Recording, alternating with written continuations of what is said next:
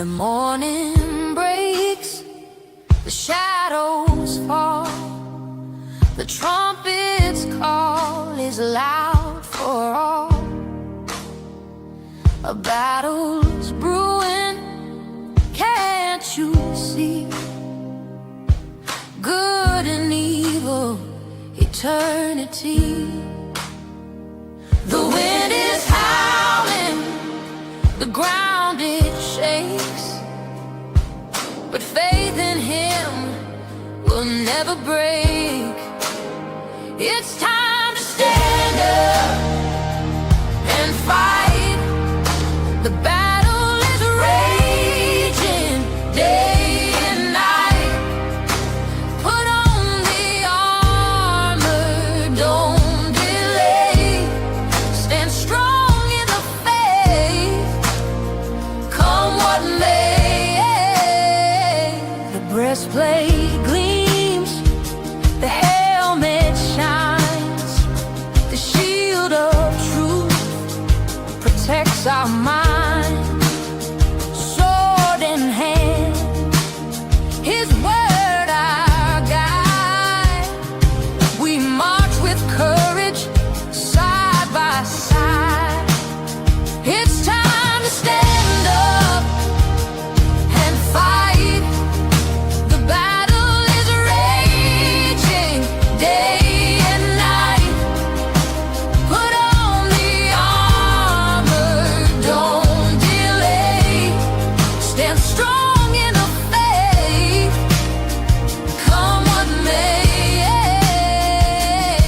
When the darkness tries to steal your name, remember His power, it stays the same. Though storms may rise and the heavens roar, the victory's won forevermore.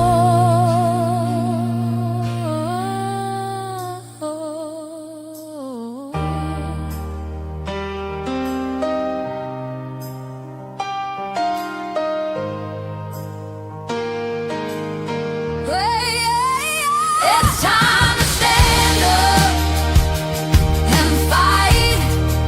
The battle is raging day and night. Put on the armor, don't delay. Stand strong in the faith, come what may. It's time to stand up and fight. The battle is raging day and night. Put on the armor, don't delay.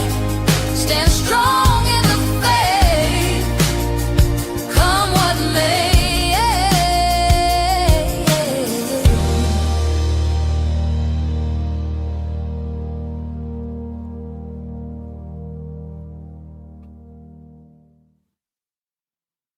What's going on, everybody? Welcome back to ARP in the morning. It's your brother Wise, man. I appreciate you all pulling up this morning. I hope all is well on this fine Thursday morning. It is Friday Eve. Weekend's right around the corner. I'm telling you, these weeks are flying by. It is crazy. It is crazy. I honestly feel like we just started the week, man.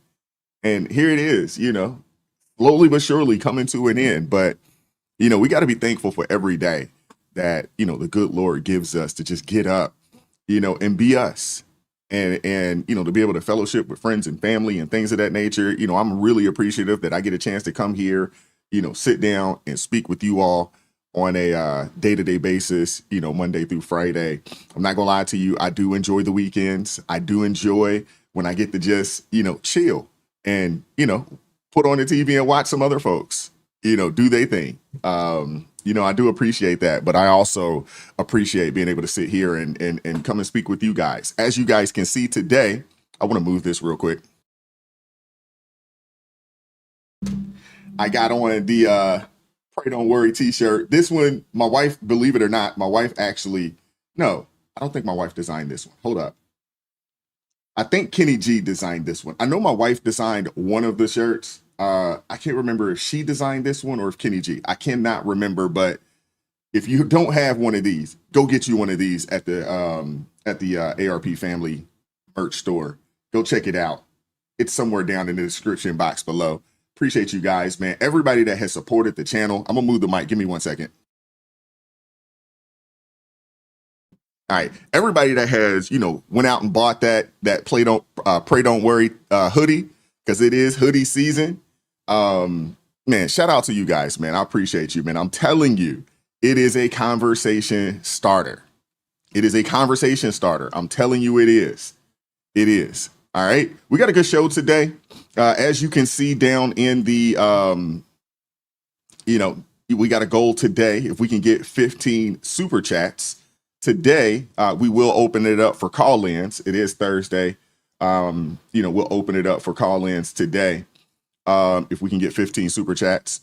And just getting things kicked off, I want to show some love to Sunbloom50 joining the ARP family. Thank you very much. I appreciate you supporting what we're doing over here at ARP. I really, really appreciate you all. Thank you guys very much. Shout out to all my ARP family members, man. Thank you guys so much. I appreciate you all. And I also want to show some love quickly. I want to show some love to the Panetta family for supporting the channel via Buy Me a Coffee. I also want to say thank you to Sherry as well for buying your brother a coffee. I appreciate you supporting the channel. Thank you very much. Thank you very much. I really, really appreciate that, man. You guys do not understand what it means for the fact that you guys, one, pull up, but two, support what we're doing over here, right? I really appreciate you all. Thank you guys. Thank you guys so much, for supporting the channel via Buy Me a Coffee. I really appreciate it. All right. And before we get the show started, and we got a pretty good show today. Before we get started, I want to make sure I show some love to my folks in the chat. Shout out to B, first person in the chat this morning. Look at you. Somebody was had their coffee. Shout out to B. Appreciate you, sister. Appreciate you pulling up this morning. What's going on, Lori Addison? Appreciate you pulling up this morning. Y'all make sure y'all follow Lori Addison's instructions. Let me toss it up here. Y'all make sure y'all hit that like button on the way in if you have not done so already. And I want to try something. If you've hit the like button already, you may not even know what number you were. But when you do hit the like button, hey, let me know what number you were. What number person were you to hit the like button? Let me know. Let me know in the chat. All right. Shout out to Marla. Good morning to you. Appreciate you pulling up. Grand Rising, grace and peace. What's up, Donald Lovejoy out of Colorado? Thank you. What's up, Melissa? Aloha to you. Thank you very much for pulling up. Yeah, it's fall in Hawaii. And I tell you, man, my first year living out there in Hawaii, I'm sitting there like, man, people were, I remember it wasn't this early in the season though. It was probably November, December time frame. And the weather and the temp did come down a little bit. It doesn't get super cold. It really doesn't get cold out there at all. But the temp does drop, right? And I remember my first year there, and it probably was 70 degrees or so. It was 72, 73, 74, somewhere in that realm, right? And I'm walking out. I had shorts, a t-shirt on. I'm like, oh man, this feels great. It's phenomenal. And I see people with hoodies and skull caps on. I was like, what's going on with them? Yo, it's not even cold. But I'm telling you, the following year, after being there a full year, the following year, the temp dropped and I went outside. I had a hoodie on. I was like, oh man, it's a little cold. Your body adjusts and adapts, to where you live at, right? So when your body gets used to, the weather being warm, it seems like your blood tends to thin. And, because your body's adjusting to this new climate. And I remember when it did drop, and next thing I was like, man, I need to put a little something on these arms. Oh man. But I really enjoy living out there. I really enjoy living out there, man. Really good people out there, man. Some really good people out in Hawaii. If you have not been, I do suggest that you go. Go spend a week, and don't just spend all your time, out there in Waikiki. You got to go get out in the island. I'm talking about on Oahu. You got to go and get out and around. I actually lived in Kailua, Kaneohe Bay when I lived out there. We were out there at the at Marine Corps Base Hawaii. If you know, you know. But we lived on that side of things. Kailua Beach Park is phenomenal, but there's tons of like hidden beaches and things of that nature off the beaten path. If you go out there, man, just ride around. You know, you can pretty much ride the whole island, you know, in a day. It'll take you, you know, a couple hours, but it can be done. But shout out to you, Melissa. Appreciate you pulling up. Took me down memory lane for a quick second. All right. What's up, Marcy Richards? How you doing this morning? Appreciate you. What's up, Hunter? How you doing this morning, brother? Hunter always comes through and kicks the show off with the Bible verse of the day. So I want to make sure that we get that read. This is out of Luke chapter 10. This is verse 2. He told them, the harvest is plentiful, but the workers are few. Ask the Lord of the harvest, therefore, to send out workers into his harvest field. And that is very true. When you think about what's going on right now, you know, in our countries, you know, in our country right now, yes, the harvest is plentiful, but the workers are few. There are so few people willing to get out there and put the work in.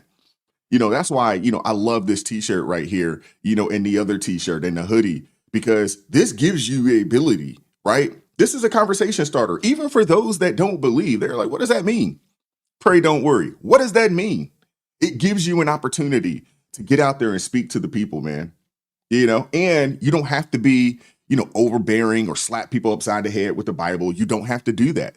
They're going to ask questions just from you rocking this t-shirt. They're going to ask you some questions. If you're out and about and you wear this, you're going to get some people, you know, to ask some questions. You're going to have some people look at you and like, or you're going to get some thumbs up, or people like, hey, I like that t-shirt, man. I like that. You know, that's like when when I'm out and about and I put on my God Over Money t-shirt, man. I have so many people, you know, every time I wear that shirt, you know, I get a lot of people that's like, man, I love that shirt. Where'd you get that from? It's a conversation starter, man. It is. It really is, man. So shout out to you guys, man. Shout out to David Harrell. Appreciate you pulling up this morning. What's up, Hadassah? How you doing this morning, sister? Appreciate you pulling up. Goats B. Appreciate you pulling up. Sock Passe. All right, my Haitian brother. What's going on? Appreciate you pulling up. What's up, Ed? How you doing this morning? Said he driving 3 hours, so we'll just be listening. Okay, be safe out there on the road, brother. Be safe. Ed's been rocking with me for a long time. What's up, Mark? How you doing this morning? Tennessee in the building. Hey, I wanted to add in the silly Tennessee representative out of Nashville, the young brother with the afro, you know, trying to sound like Dr. Martin Luther King. I wanted to add him into the show today, and we may get to him. We may actually talk about him tomorrow on the panel show tomorrow. So y'all make sure y'all pull up. Y'all know Fridays is panel show day. And I want to let you guys know early that starting next week, I think B knows this already. We talked about this, you know, earlier this week, but starting next week, we're going to add a panel show in the evening. It's going to start at 8:30 p.m. Eastern Standard Time. It's going to start there. And it's probably going to go about 2 hours, 2.5 hours. Y'all know how these things go. And we're going to bring some people on, man. We're going to talk about a lot of things. You know, we're obviously there'll be some serious topics, but, you know, I want to be able to keep it light as well. And if there's any folks that would like to join the panel, shoot me a message. You know, I'd love to have you guys on. You know, I got to build up a roster of folks, you know, that would be willing to come on, you know, and discuss, you know, some serious topics and some of the lighter stuff, you know, that's going on out there in, you know, across the country and around the world. So just want to put that out there, you know, for you guys to let it be known that, hey, we're adding a show. All righty. What's up, Junior? How you doing this morning? Appreciate you pulling up this morning. Appreciate you. What's up, Scott Young? How's it going this morning? Appreciate you pulling up. Appreciate you. What's up, Mama Sunflower Cottage? Little house in the Dale. What's going on with you? Appreciate you pulling up. Appreciate you. What's up, JJ O'Hara? How you doing this morning? Appreciate you pulling up. What up, Ayon? How's it going this morning? Appreciate you. Says a cool fall morning in Georgia. Yeah, well, Georgia is, you know, the weather out there. I think weather on the East Coast in general, somewhat a little bipolar.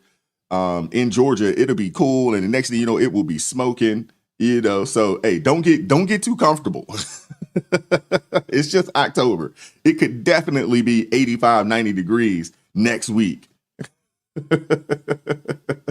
What's up, Shisaxi? How you doing this morning? Appreciate you pulling up. Appreciate you. All right, who else we got up in here this morning? What up, Nelly? How you doing this morning? Appreciate you pulling up. Appreciate you. What up, Omega? Grace and peace to you, man. Appreciate you pulling up this morning. What's up, Amber Young? Appreciate you pulling up this morning. Who else we got up in here early? Man, we had a lot of y'all up in here early this morning. Wow. What's up, Sandra? How you doing this morning? Appreciate you pulling up. What's going on, Lisa? How you doing this morning? Appreciate you pulling up. What up, B Nod? Appreciate you pulling up this morning. Vicky Vale. What's up, Toy Mafia? Appreciate you. Marie Noose. Appreciate you pulling up this morning. What's up, Angela Montgomery?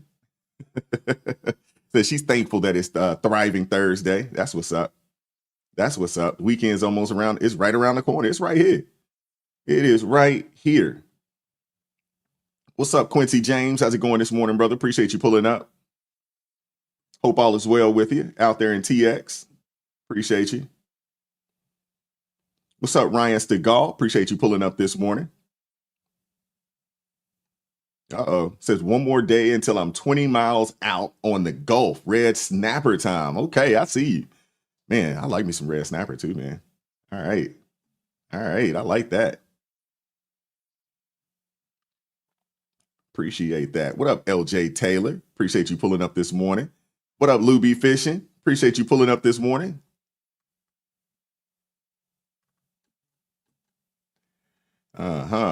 Okay, we got Jane Facto in the building. AK Bauer. What's up, Mr. Largy? Appreciate you pulling up this morning.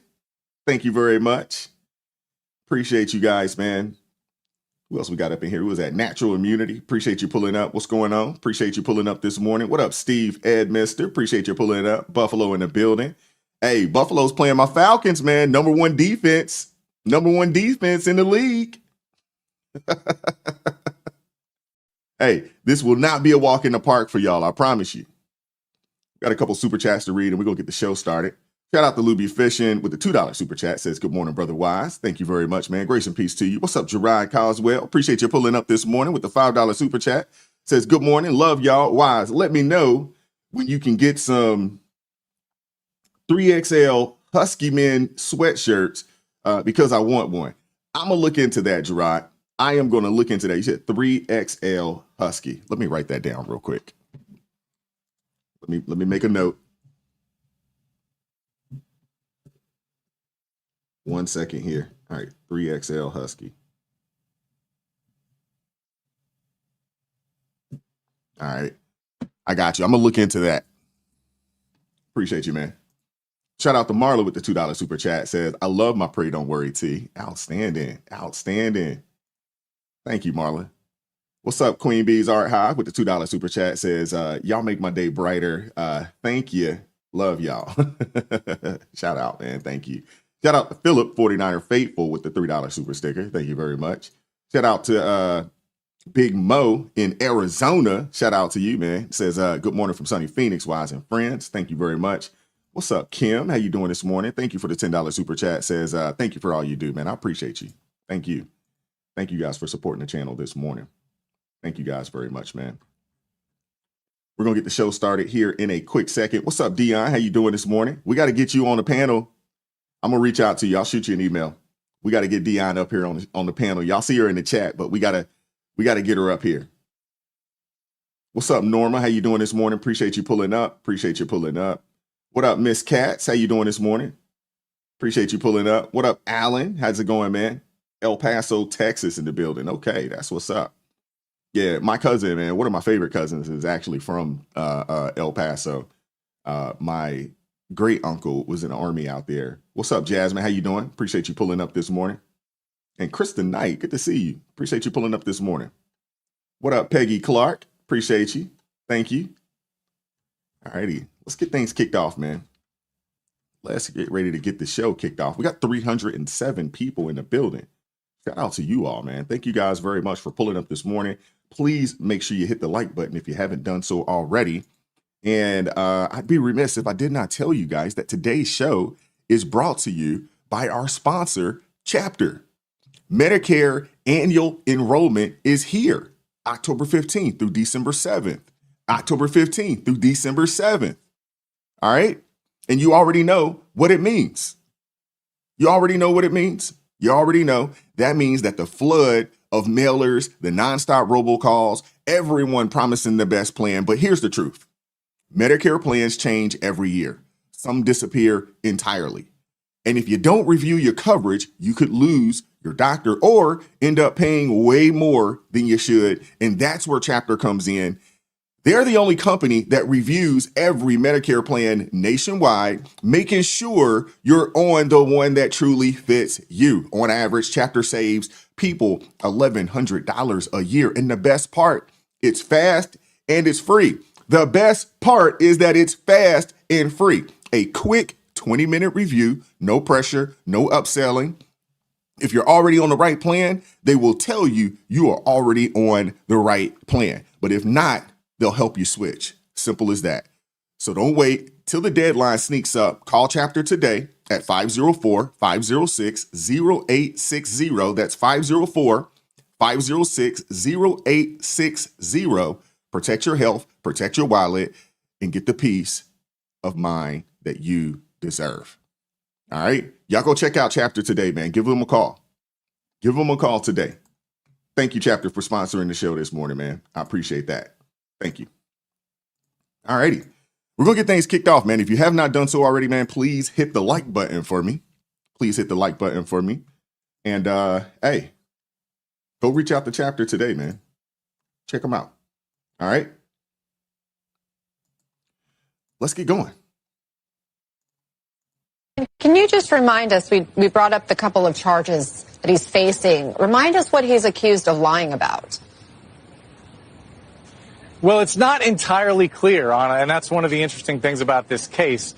The indictment cites a question that was put to him in a 2020 hearing by Senator Ted Cruz, and the context of the question was about his dealings with his deputy, Andrew McCabe, over leaks to the media. But we've subsequently learned that this actually isn't about McCabe.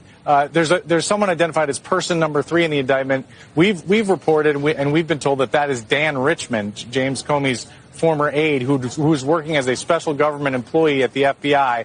And so the issue is whether Comey was telling the truth when he testified way back in 2017 that he had never authorized anyone at the FBI to be an anonymous source in news reports. Senator Cruz essentially restated that question in the 2020 hearing. But none of this is clear in the indictment, so it'll be interesting to see if it's any more clear today. And for that reason and for other reasons, a lot of people think this is a very weak case, so weak, in fact, that not only was the Trump-appointed U.S. attorney forced out of office for failing to bring it, today we have U.S. attorneys, prosecutors in the courtroom on behalf of the Eastern District of Virginia who are from North Carolina. They're not from this district, which suggests that no line prosecutor in this district was willing to walk into court to bring this case on. All righty. So I want to kick the show off today. I want to start with James Comey because the media is absolutely melting down over this. The former FBI director, the patron saint of the Russia hoax, just pleaded not guilty in federal court to 2 felony counts. One, lying to Congress and obstructing a congressional proceeding. Excuse me. This is the reckoning. This is the reckoning that's it's been 8 years in the making, and it just took entirely too long to really handle business. Now, I got a question for you guys in the chat, and you guys can answer this for me. Do you think that this would have happened if Kamala Harris would have won last year? Do you think that this dude would be facing federal charges? Do you think if Kamala Harris would have won, do you think that this man would be facing federal charges? I'm sure I know the answer to it, but I want to hear from you guys in the chat. But this is the reckoning 8 years in the making. The swamp Trump warned us about finally getting drained. And right on cue, the media is in full spin mode. Y'all already know. MSNBC's or MSDNC's Ken Delanian actually said it's not entirely clear what Comey is alleged to have lied about. Come on, man, cut it out. Cut it out. The indictment spells it out. Comey twice denied under oath that he never authorized leaks about the Trump or Clinton investigations, but the receipts show otherwise. He greenlit an FBI lawyer to leak classified dirt to the media to smear Trump and to cover himself.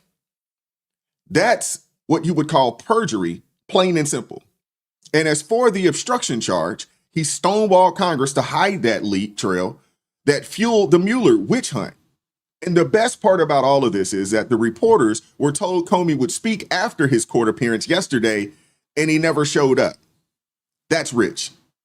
But I guess to be expected. To be expected, right? Out there today to told Hayes rolling up here is going to be a podium, and he slips in like the rat he is under the cover of darkness, right? I'm sure they're going to say, Mike, oh, it's security concern. Hell with that. You don't think it was a bigger security concern for Steve Bannon in D.C.? Remember, I was in the heart of the district and until Trump sent the troops, a very unsafe place, was it not, sir? You can see, I'm telling you, this is what we're trying to take apart. The deep state works in unison. Mike Davis has taught us this lesson over the years, and now you're seeing it here again, right? Of how the deck is stacked because the way the apparatus works right below the surface, right? Right below the surface, where the court, with the federal marshal, with the U.S. Marshals, with the with the people that actually run the day-to-day of the courts, with the FBI, because the FBI, as you know, they know everybody. This is one of the biggest courts they work out of. I mean, if you're truly not guilty, wouldn't you face the cameras and your media friends if you truly wasn't guilty?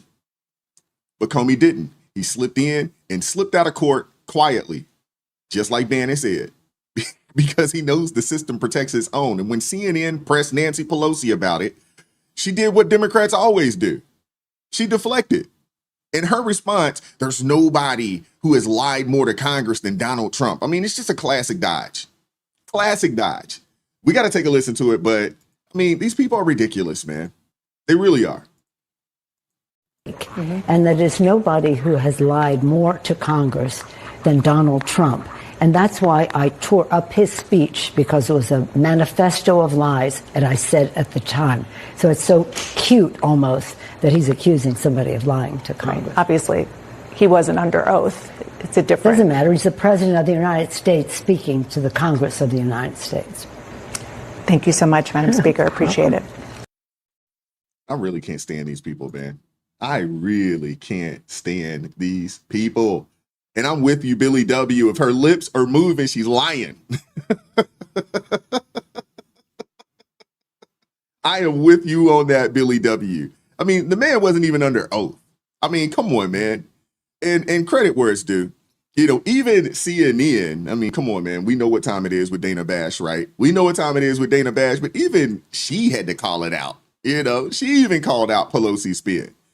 You know, I mean, if they're losing Dana Bash, you know it's a wrap. You already know it is a wrap. The media meltdown says it all. They're framing this as Trump weaponizing justice against his enemies, parading ex-judges to cry threat to democracy. I mean, cut it out, man. Spare me the tears, to be honest with you. Spare me the tears. Comey is the same guy who blindsided Trump with the Clinton email letter days before the election, pushed the Steele dossier hoax, and ran an FBI that leaked non-stop to keep the Russia hoax narrative alive. I mean, come on, man. Come on, man. I don't have any sympathy for these people. We should not have any sympathy for these people. Seriously.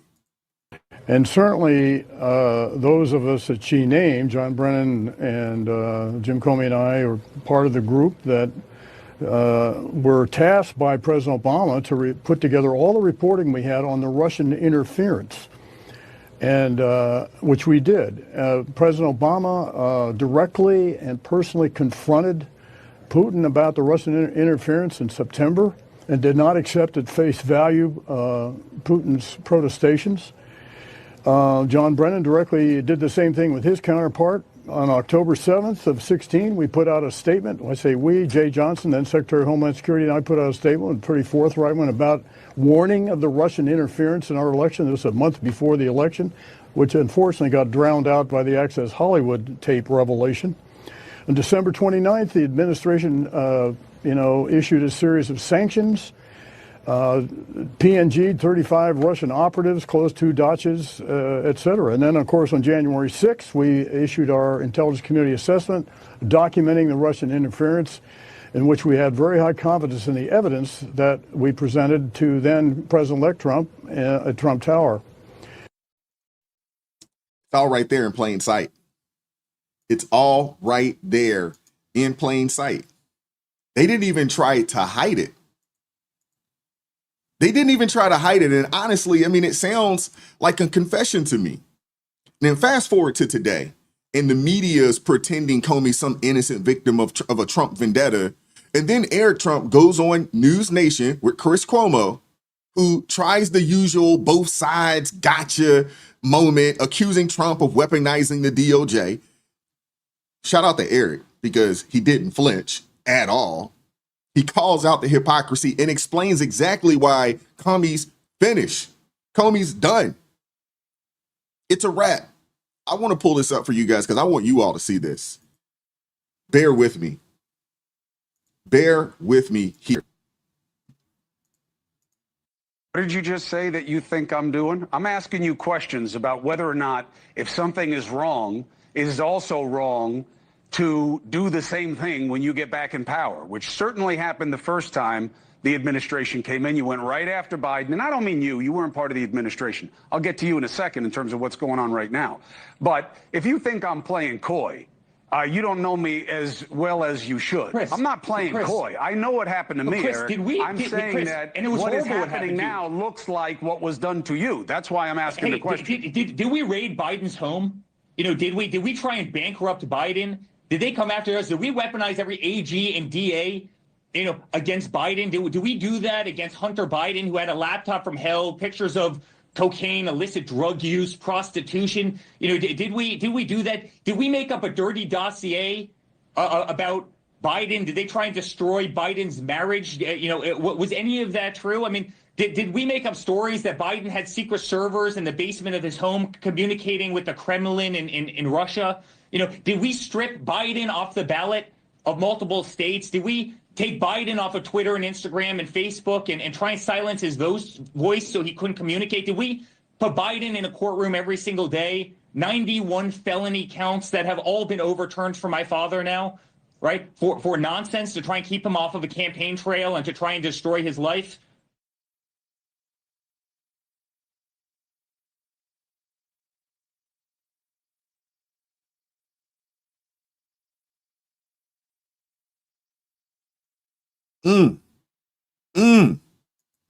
That was a beat down. He had to just sit there and take it. He had to sit there and take it. He couldn't refute it. Hey, and Eric's absolutely right. None of it happened. I mean, Cuomo, he tried the usual, fair and balanced track, but isn't Trump doing the same thing? Going after political opponents, but Eric Trump shut it down fast. He pointed straight at Comey. It seemed very clear in his testimony he lied. And he's right. Comey wasn't stopping terror plots. He was leaking memos to the New York Times to smear his own boss. And then Eric dropped the hammer. Then he came through. He came through with a mallet. Did we raid it? Did we raid Biden's home? Make up, phony dossiers? Launch fake indictments? Try to destroy his marriage? No. That's the Democrat playbook. That is not Trump's playbook. That's really not what we do. This exchange just summed it up perfectly, man. The media calls it Trump's revenge tour, but I mean, it's not revenge, it's accountability. And Comey lit the fuse with leaks and lies, and now the bills do. And I got to say, hey, good riddance. Good riddance. I'm glad it's coming out. And I'm glad he's being held accountable. And hopefully, hey, he will be convicted.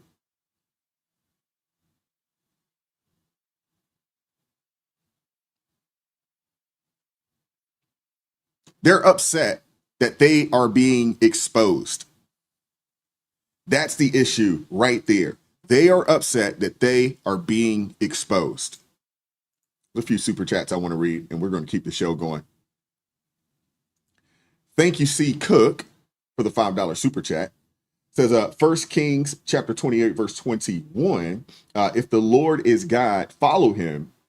But if Baal, follow him. Thank you. Thank you, C. Cook. And shout out to C. Cook with the $2 super chat. Says, great experience with Chapter. All right. She reached out to Chapter, had a good experience with him. That is awesome. If you could, share a little bit. I mean, we don't need to get all in your business, but if you could share that in the chat, that would be phenomenal. Shout out to LJ Taylor with the $4 super sticker. Shout out to you, sister. Appreciate you supporting the channel this morning. Thank you very much. Yeah. So let's keep it moving, man. Hit the like button if you haven't done so already. Shout out to you guys, man. And thank you all for supporting the channel financially this morning. I appreciate that, man. Thank you guys very much. So in other news, the second debate in the New Jersey governor's race happened last night. I don't know if you guys took some time to check it out, but let's check out this clip here. What is the thing that you think you'd like to have to be the top brass in this state? What do you want to do the first day you're in office that no one's thinking about? Start with you. I want to join the court case against the tariffs that the president's implementing right now. That's one of the number one things I hear about as I speak to thousands of New Jerseyans, is how these tariff costs are raising everything from a cup of coffee to the groceries they buy to make dinner at night. Sir? Lower your energy costs on day one with Executive Order number 3. We're pulling out of RGGI. The Regional Greenhouse Gas Initiative is a carbon tax policy that has failed New Jersey. What a difference, man. What a difference. Stark difference. We have one governor here out in New Jersey who says, hey, we're joining the lawsuit, about in reference to these tariffs. We got another one, the other candidate is saying, hey, we're gonna lower these energy prices immediately. Man, what a difference. A clear contrast. I love it when it's that easy. I love it when it's that easy. Mickey Sherrill, the Democratic nominee, when asked what would be her first order of business, she got into office, was basically sue Trump. The hell with the citizens and constituents of New Jersey. Nah, we ain't worried about them. I'm suing Trump. This is revolutionary, man. What? But here's something interesting, coming out of New Jersey politics. I mean, you have a brand new Emerson College poll that shows that the race for governor is officially tied. Now, after yesterday's debate, it should not be tied at all. After yesterday's debate, it shouldn't be. But they're saying that it's tied. But I'm telling you, after yesterday's debate, it should not be tied.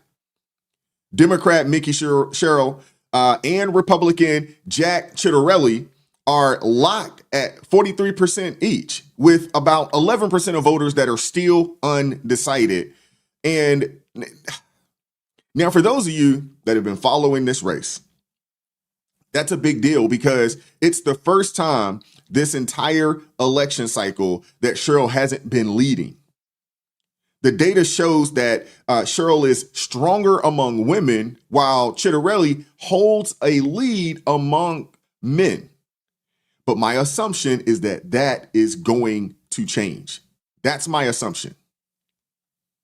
No, New Jersey is a blue state, but Republicans have made gains in the two most recent statewide elections. We're going back here to 2020. Just show you. Remember, Joe Biden crushed Trump here by 16 points. But what happened the next year, 2021? Jack Ciattarelli, this was the last time he was running for governor. He only lost by 3 points. He made big improvements in 2021 compared to Trump in 2020. And then Trump himself last year in New Jersey, he lost the state by a little bit less than 6 points. Again, Trump made big improvements in 2024 compared to that low water mark in 2020. So 2 straight elections for Republicans statewide with 2 big improvements in New Jersey. Interestingly, though, they're not improving in the same areas in those 2 elections. Ciattarelli and Trump each made big gains, but they made gains with different voters in different places. Show you what I mean here. These are the places where Ciattarelli made really big gains in that 2021 campaign. where Trump really didn't make many or any gains at all in 2024. And you notice here, the areas where Ciattarelli really outperformed Trump, more heavily white, higher income, look at this, higher concentration of college degrees. A good example of this kind of place would be, this is a suburban township, Chatham, New Jersey, suburb of New York City. And you can see here, look, Trump got blown out here last year by Kamala Harris. Ciattarelli actually carried it when he ran for governor last time. Again, heavily white, very high income, extremely high concentration of college degrees, the type of voter we've seen that Trump has really struggled with nationally. They were willing to vote for Ciattarelli, not willing to vote for Trump. Now, Trump was not president in 2021 when Ciattarelli won a place like Chatham Township. Trump, of course, is president now. So what will those voters do? Are they still going to be comfortable voting for Ciattarelli with Trump back in the White House? Or are they going to be looking to send a message to Trump and the Republicans and vote against Ciattarelli? Other side of it, where did Trump make much bigger gains than Ciattarelli? Well, last year when Trump got close in New Jersey, he did it in places that were heavily non-white, lower income, more blue collar, lower concentration of college degrees. Good example of this kind of place would be Union City.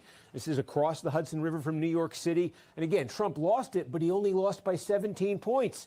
Compare that to Ciattarelli. He lost Union City by 70. And again, this is 82% Hispanic. It's a much lower mean household income than we saw in Chatham, much lower concentration of college degrees. The question for Ciattarelli and for Republicans is, can they make gains in places like this through an association with Trump without also hurting themselves in places like Chatham Township, where that connection with Trump has not necessarily been a good thing? As a journalist, I always raise my hand when news was breaking. You have to go. So, I think New Jersey is officially in play. And that is a huge deal. Huge deal. Democrats are acting like the 2026 midterms are already locked up, taking a premature victory lap. But this time, history might not repeat itself. The party in power usually loses the midterms, and Democrats are facing real headwinds, unpopular leadership, a divided base, and a shutdown that screams weakness, not strength. Now, let's talk numbers real fast. In New Jersey, Republican Jack Ciattarelli has pulled even with Democrat Mickey Sherrill. I mean, that is stunning, shocking in a deep blue state. I mean, Biden crushed Trump there in 2020. But by 2021, Ciattarelli lost the governor's race by just 3 points. And then in 2024, Trump cut the margin again down to under 6 points. Republicans are clearly gaining ground in the state of New Jersey. And what's fascinating is it's really where he's winning at.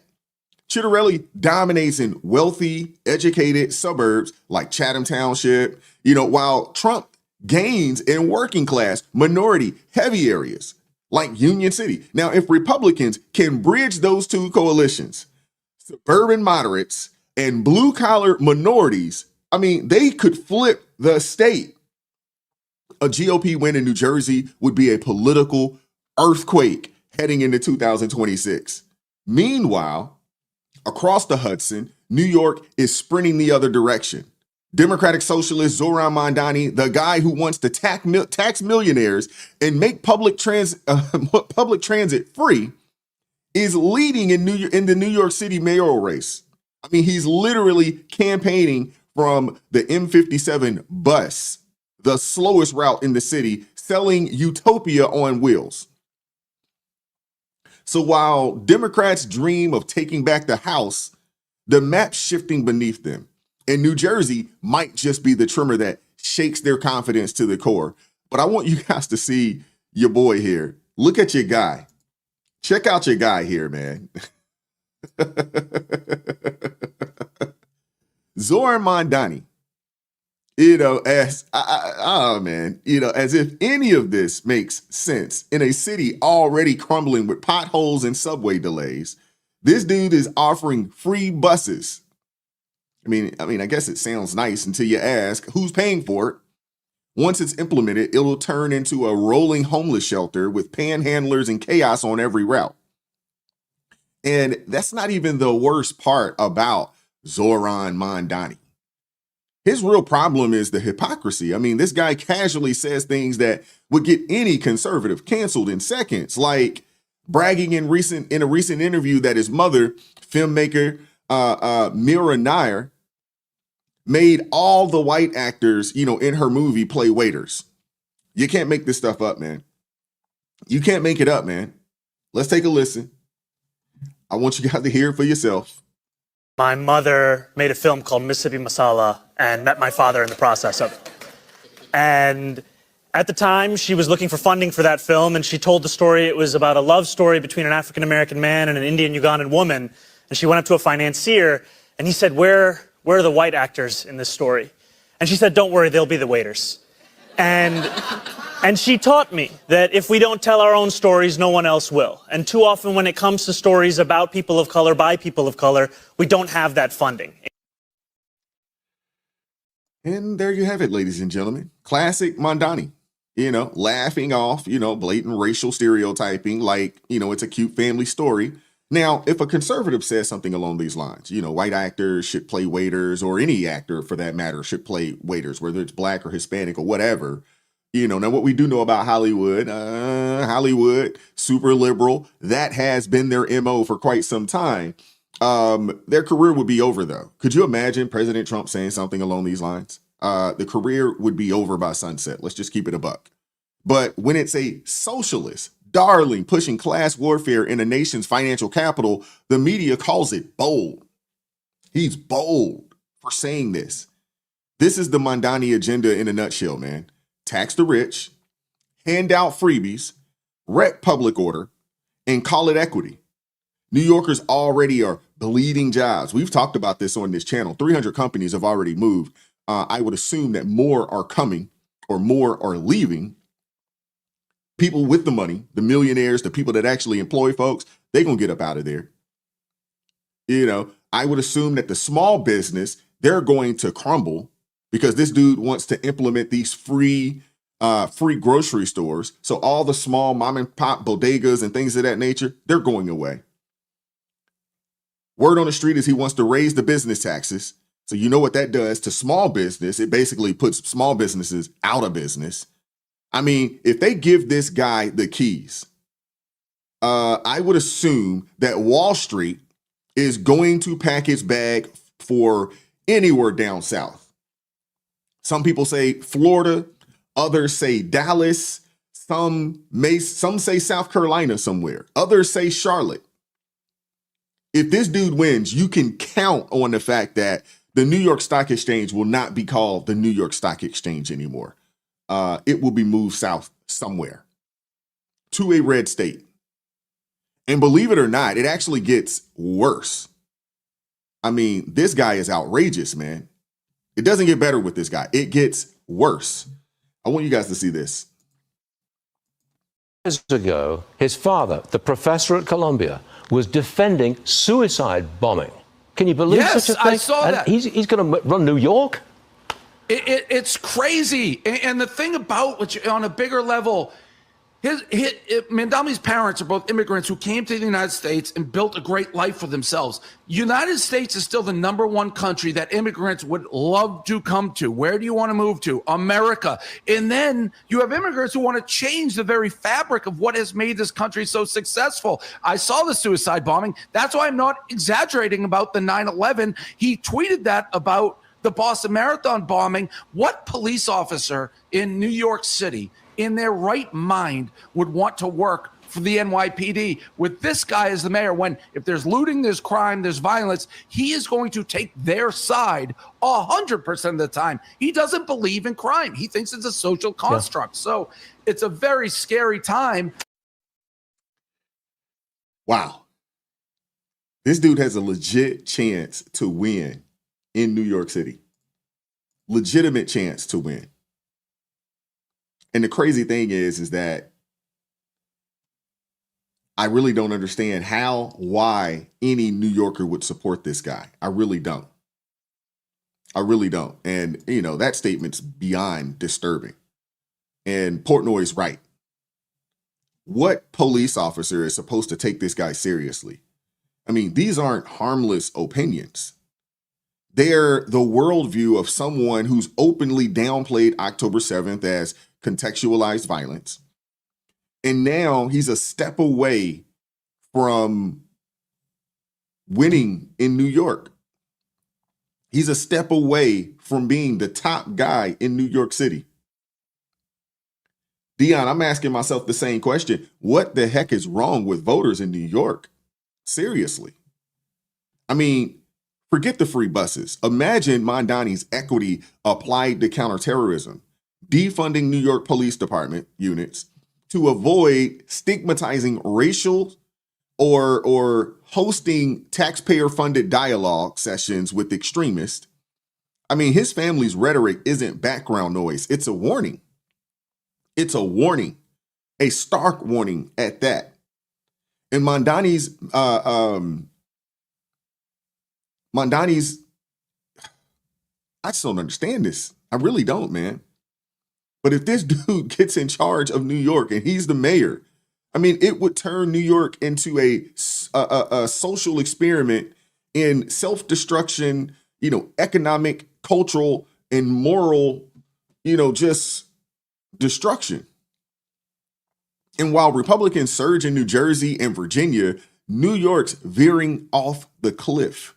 The contrast couldn't be clearer.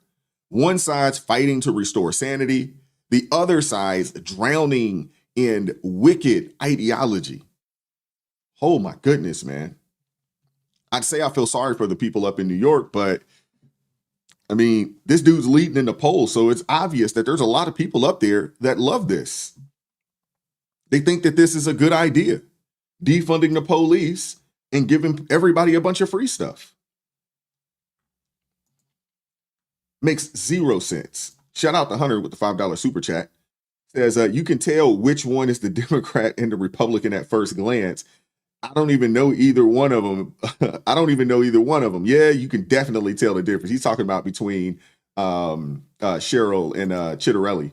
Yeah, you can definitely tell the difference. How long would it be before the music being played for the 5 prayers, for Islam, all throughout New York City? How long would it take before that starts to happen? If it's not already happening already. Y'all see what's going on out in Dearborn. You see what's happening up in Minneapolis. I mean, New York City, essentially, if this dude wins, will turn into London. If this dude wins, New York City will turn into London. Danny said day one. Oh, man.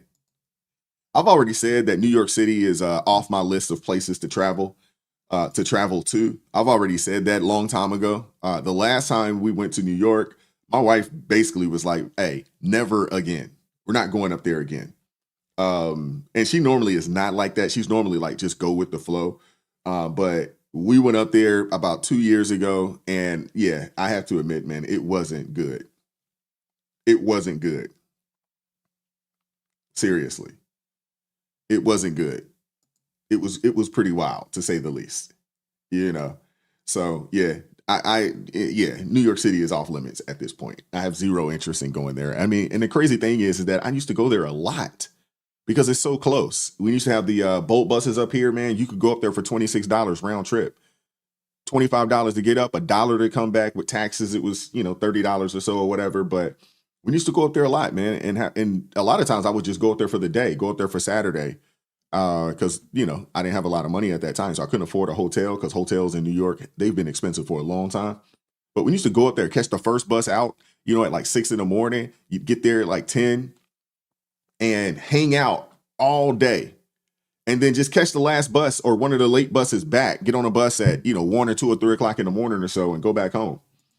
And, it was almost like, a nice little vacation, but not anymore. Not anymore. Shout out to Immortal Legend with the $5 super chat. Says Trump should invoke the Communist Control Act. New York can't fail. I have to look into the Communist Control Act. I need to do some more research on that. You're not the first person to mention that, But I got to do some more. I got to do some more research on that. You know, I got to do some more research on that. Yeah, but yeah, Trump already said that if this dude does win, they get zero federal income. I don't want to pay for that. They get no federal resources. Zero. I got to go do some research on that.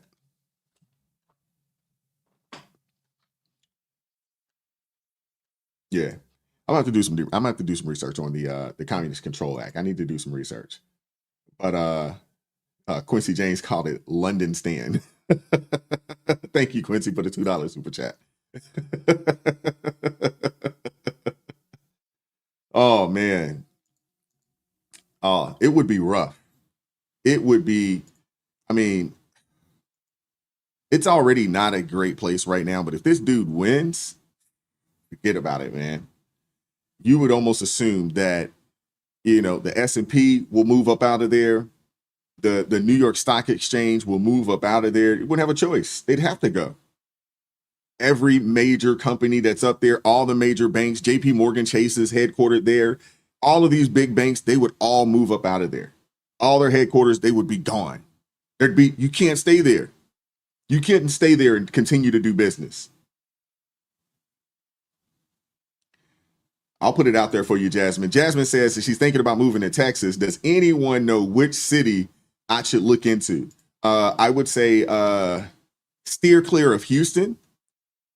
And I would probably say steer clear of Austin as well, because Austin's just full of freaking liberals. It's a bunch of folks from New York moved out to Austin. And, you know, stay on the outskirts if you can. No, smaller towns in Texas, you know, not bad. But I would definitely stay away from Austin for sure. Stay away from Austin. I would say stay away from Houston as well. Steer clear of Houston. The Dallas-Fort Worth area out in Texas, not too bad. San Antonio, not too bad. And then, you know, maybe you look at some of the, you know, more, I guess, mid-sized cities inside of Texas, you know. But it is, the cost of living there is very affordable, especially if you are, you know, on the outskirts of a major city. If you're on the outskirts of a major city, man, I mean, your money will travel. I mean, it goes a long ways. It really does. All righty. So I want to keep moving, and thank you guys for the super chats and super stickers. I think I don't know where we are with our goal, but you know, maybe we didn't hit the goal. Oh, we're like, wonder if I can extend it. Nope. I should have made it an hour. All right, let's keep going. So I want to do a quick update, you know, on the Maryland situation that we covered earlier this week. I know I said that I would do a follow-up on it. So I want to do a follow-up on that where, if you guys recall and been with me all week, where taxpayers shelled out $168 million in 2024 to educate more than 8,400 students who can't even be found at this point, who cannot be found at this point. Kids vanished from the rolls, yet schools kept cashing checks like nothing ever happened. Okay. We said it then, and it still stands today. This isn't about underfunding. It's about unaccountability. Democrats keep pouring billions into a system that is broken while unions fight the simplest fixes, like verifying enrollment more than once a year. The results that we received is fake numbers, failing schools, and taxpayers footing the bill. Now, here's the update. At Tuesday's state board meeting, school leaders finally admitted their concern, but it's the same tired excuses.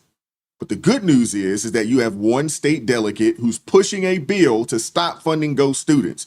The question is, will Annapolis, for those of you guys that don't know, Annapolis is the capital of Maryland, not Baltimore. It is Annapolis. I want to know, will Annapolis actually do something about it? I want you guys to take a listen to this, and we'll keep going from here. Give me 1 second.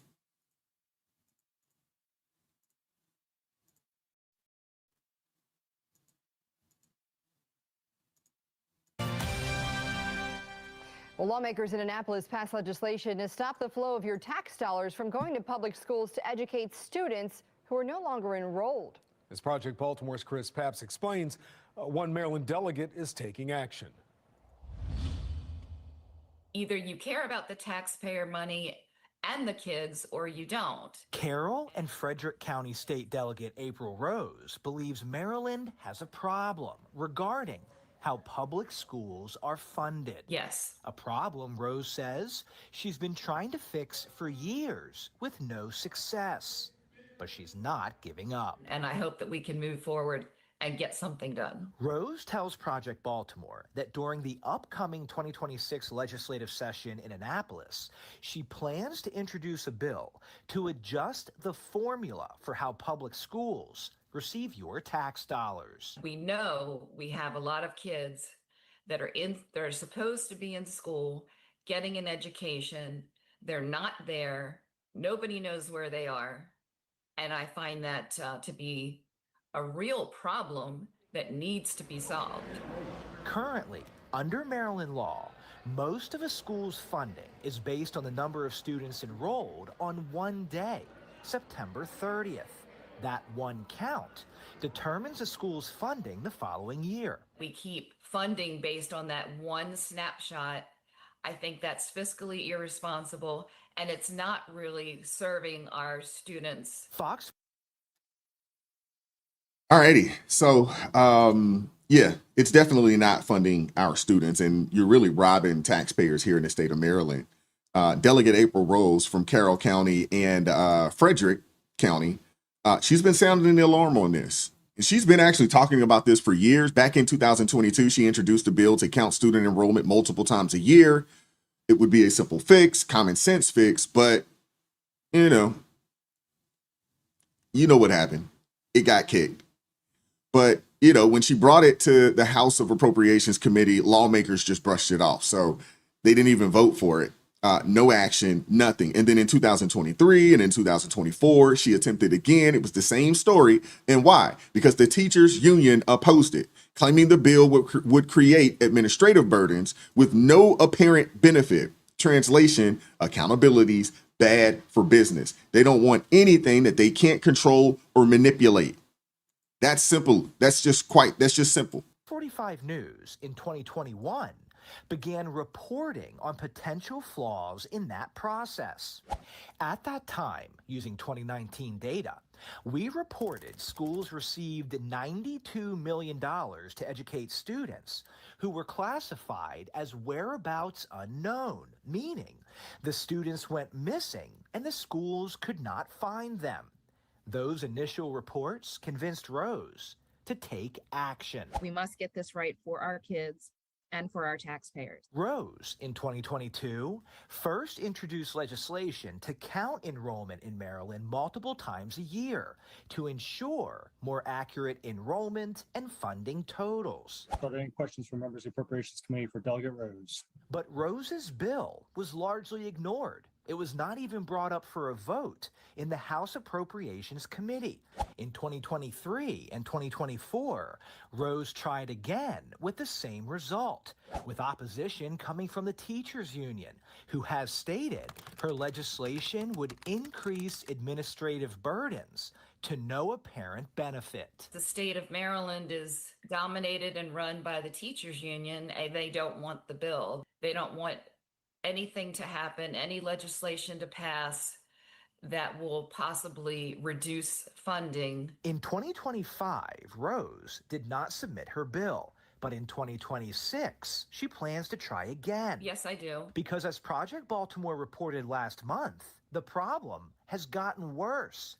According to 2024 state data, the amount of taxpayer dollars that went to public schools to educate students whose whereabouts were unknown has reached an estimated $168 million.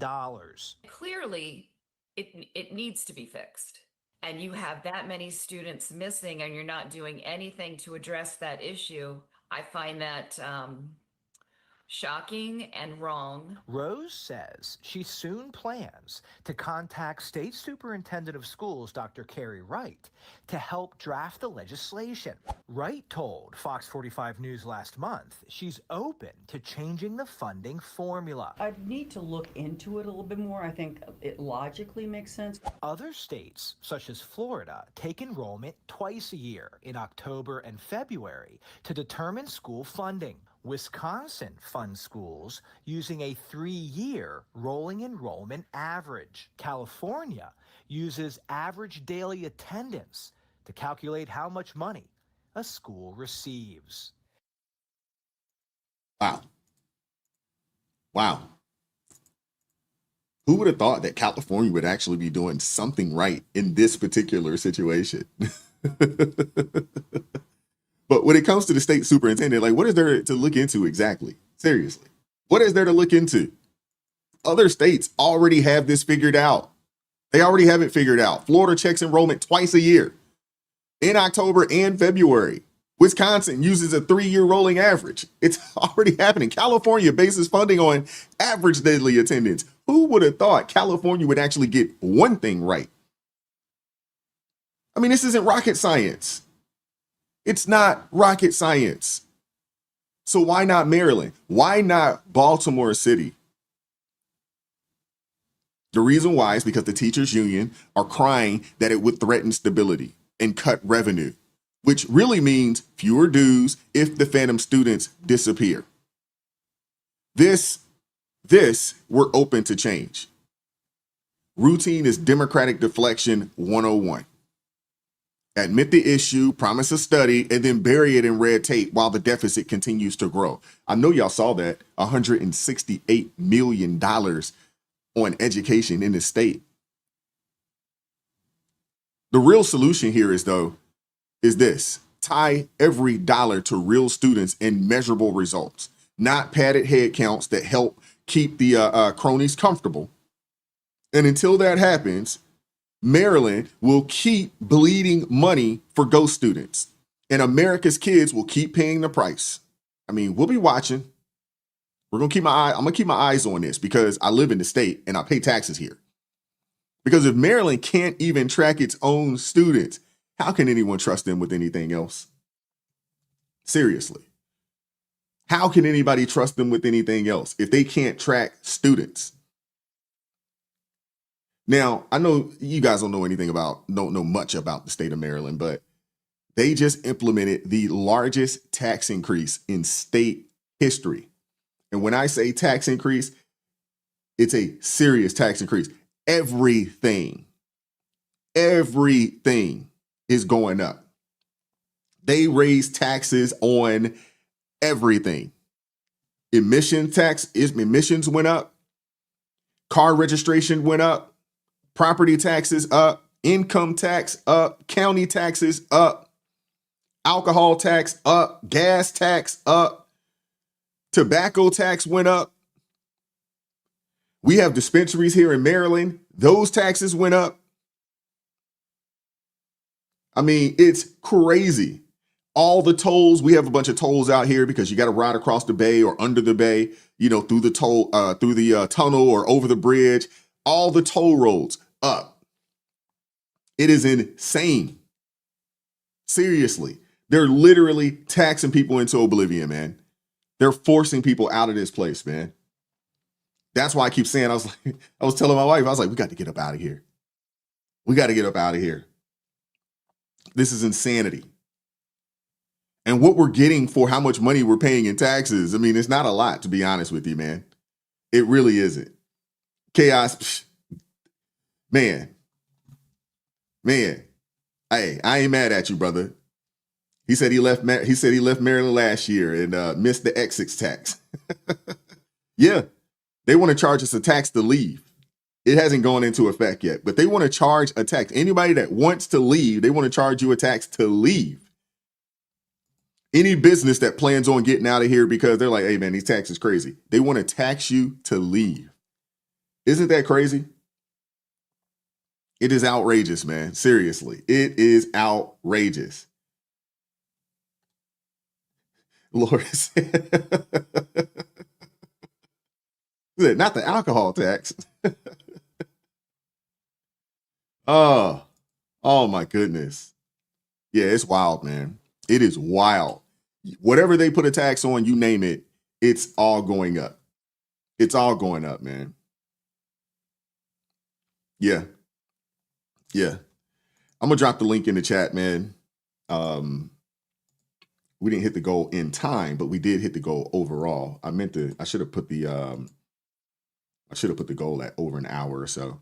But I'm gonna drop the link in the chat for anybody that would like to pull up if you'd like to discuss anything that we discussed today, or if you want to discuss anything that was discussed over the week. Give me 1 second. Where am I at here? All right, there we go. I'm gonna pin that to the top. You know, if you'd like to pull up for a quick second, we'll do this until about 11 o'clock or so. You know, but I do appreciate you all pulling up and appreciate you all supporting the channel. Thank you guys very much. Thank you guys very much. Want to make sure I didn't miss any super chats here.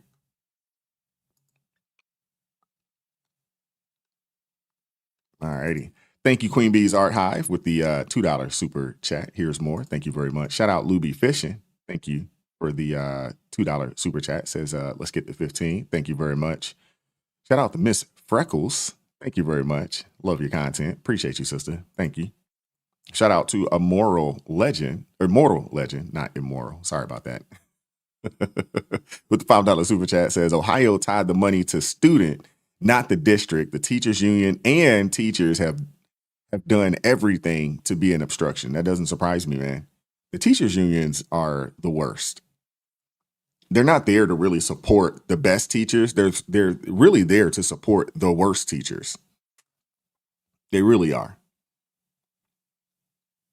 I mean, that's most of your unions though, right? Most of your unions are not there to really support the best people. They're there to make sure that the stragglers don't, lose their job.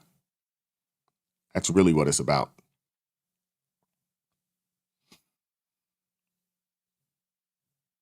Yeah. Look at Hardy said 20% on sports betting. Yeah, I forgot about that. Yeah. We got casinos out here. We do have sports betting. Not that I frequent. I remember when they opened the first casino out here, it was Maryland Live. I went to it. I lost $100 in about 5 minutes, and I haven't been back since. I was like, man, please, this is a tax. That's a tax in itself. I was like, I'm not a big fan of the casino life anyway. I don't know how people go up in there and do what they do. But yeah, it's pretty crazy. Give me a second. Let me pull up Rolando. All right, let me see if he's ready. All right, what's going on, brother? How you doing today, man? Hey, what's up, Wise? Hey, man, how you doing? Oh, doing all right? wait. I can hear you just fine if you can't hear me. Hold on, Wise. I can't hear you. Okay. Give I'll me pull him 1 down. second. All right. We'll pull him down, pull him back up when I think he's ready. All right.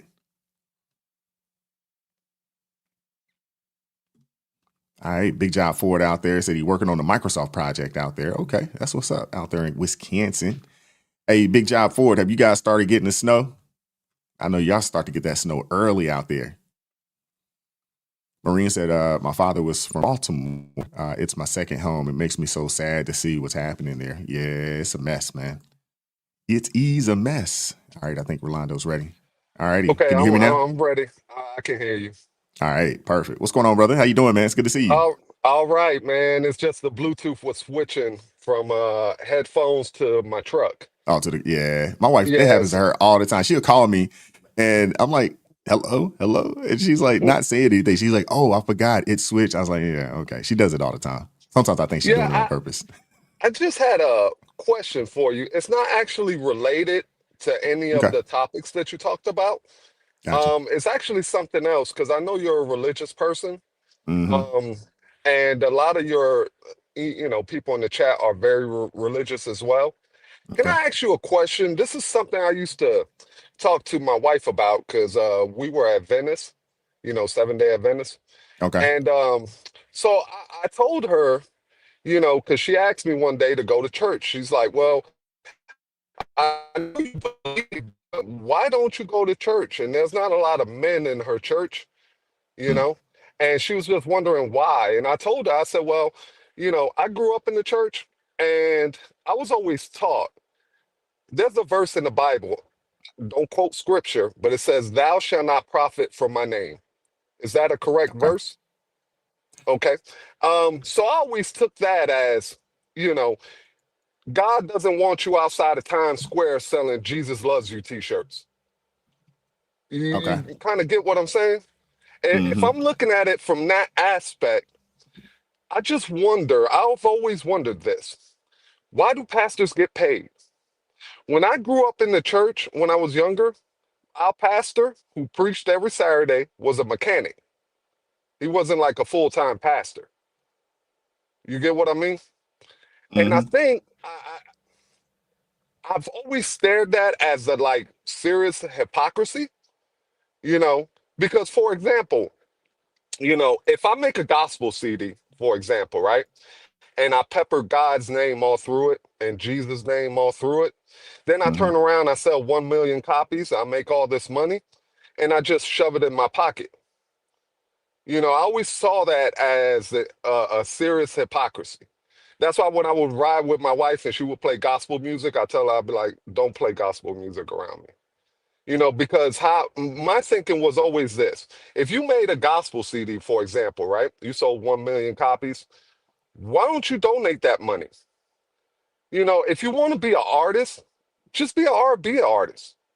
There's nothing wrong with singing about love, singing about, God doesn't look down on you for that. You get what I mean?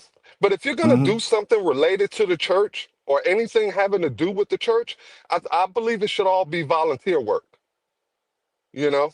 Because if I come to church, I come there voluntarily, I give up my time, you know? I don't expect anything for my time.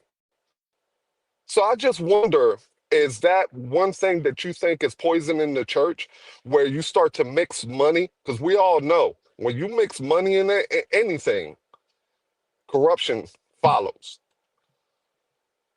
Okay. So I always wanted to know what was your thoughts on something like that. Yeah, I'll give you my thoughts. So the actual phrase that you mentioned, thou shalt not profit from my name, that's not in the Bible. That's Okay. not a biblical that's not a Okay. biblical phrase. That's not something that you're going to find anywhere in the Bible. Now, it does say that thou shalt not take the Lord's name or in vain, or the Lord thy God's name in vain.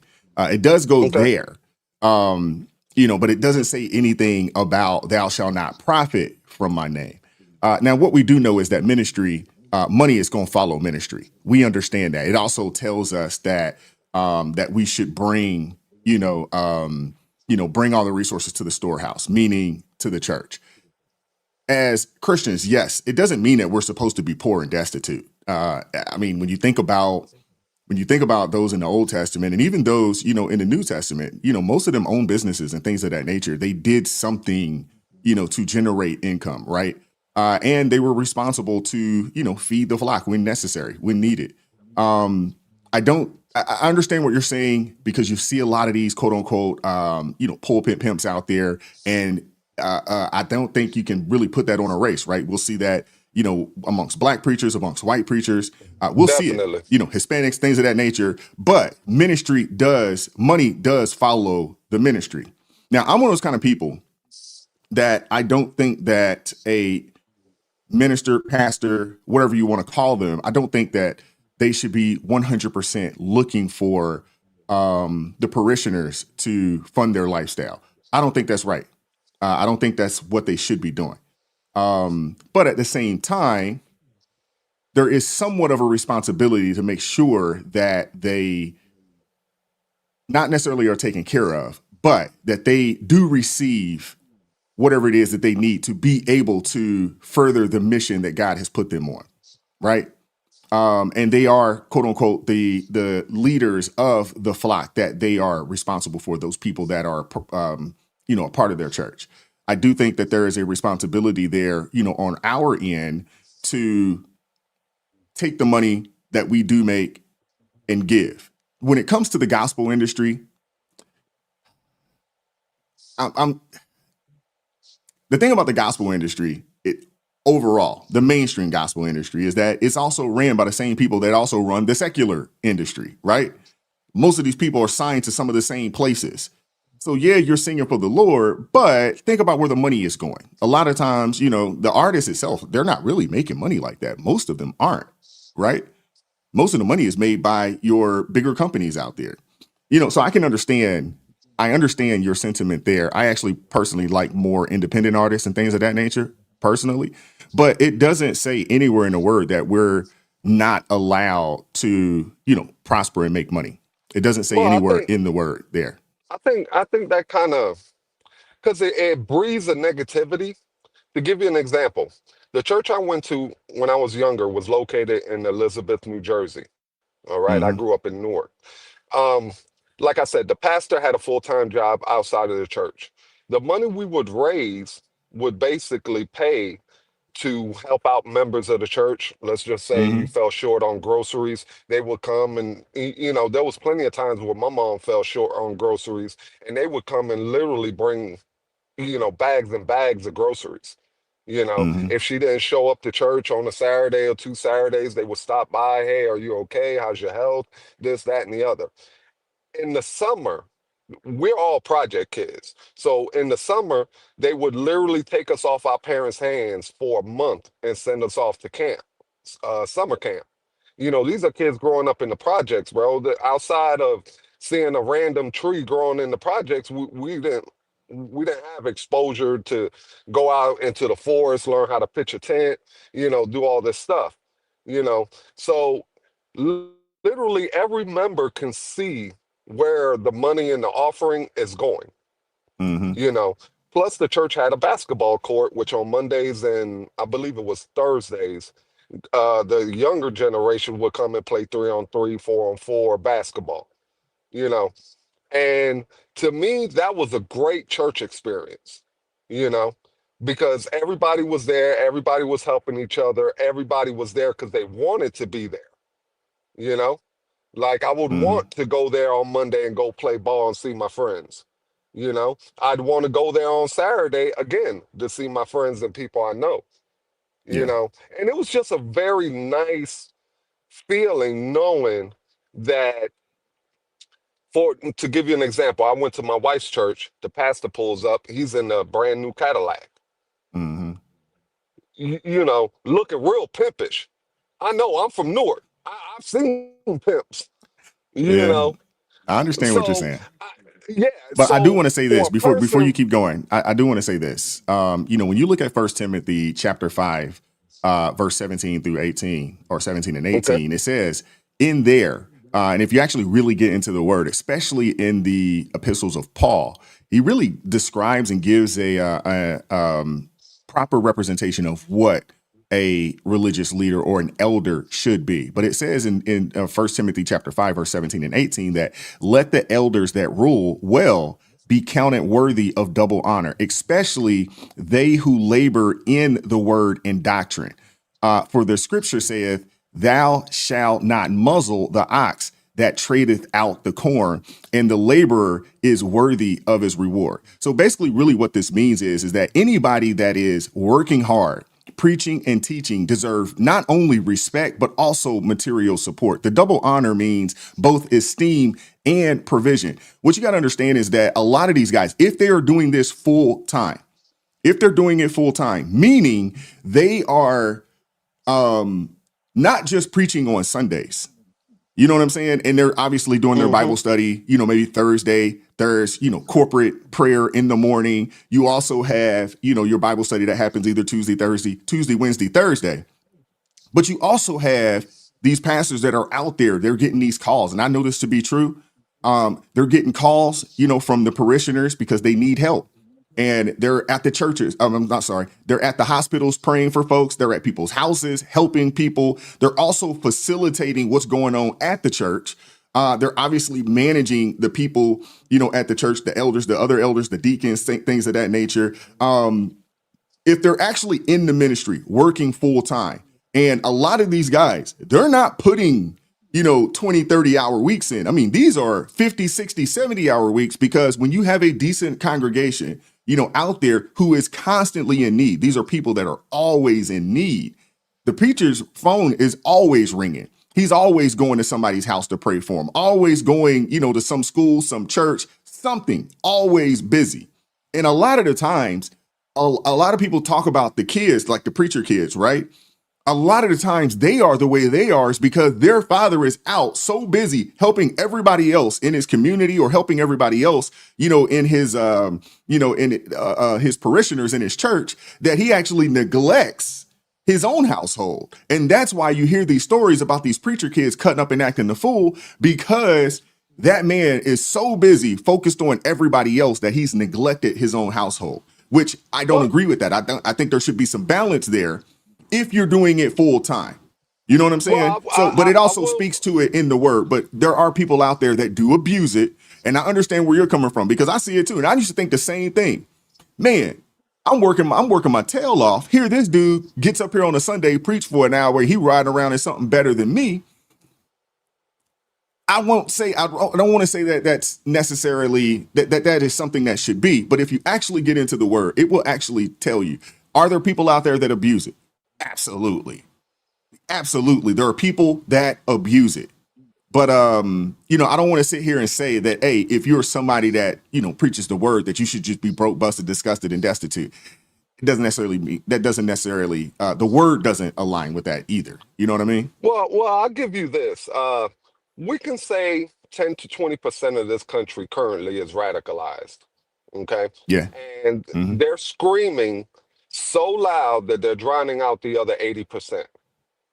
I think something like that is happening here, where you have these big mega churches, that get all the TV clout, all the commercials, they're all over the place, charging for prayers, that kind of stuff, Yeah. that are Yeah. drowning out the other, let's just say 10% of the churches are like that. They're drowning out the other 90%.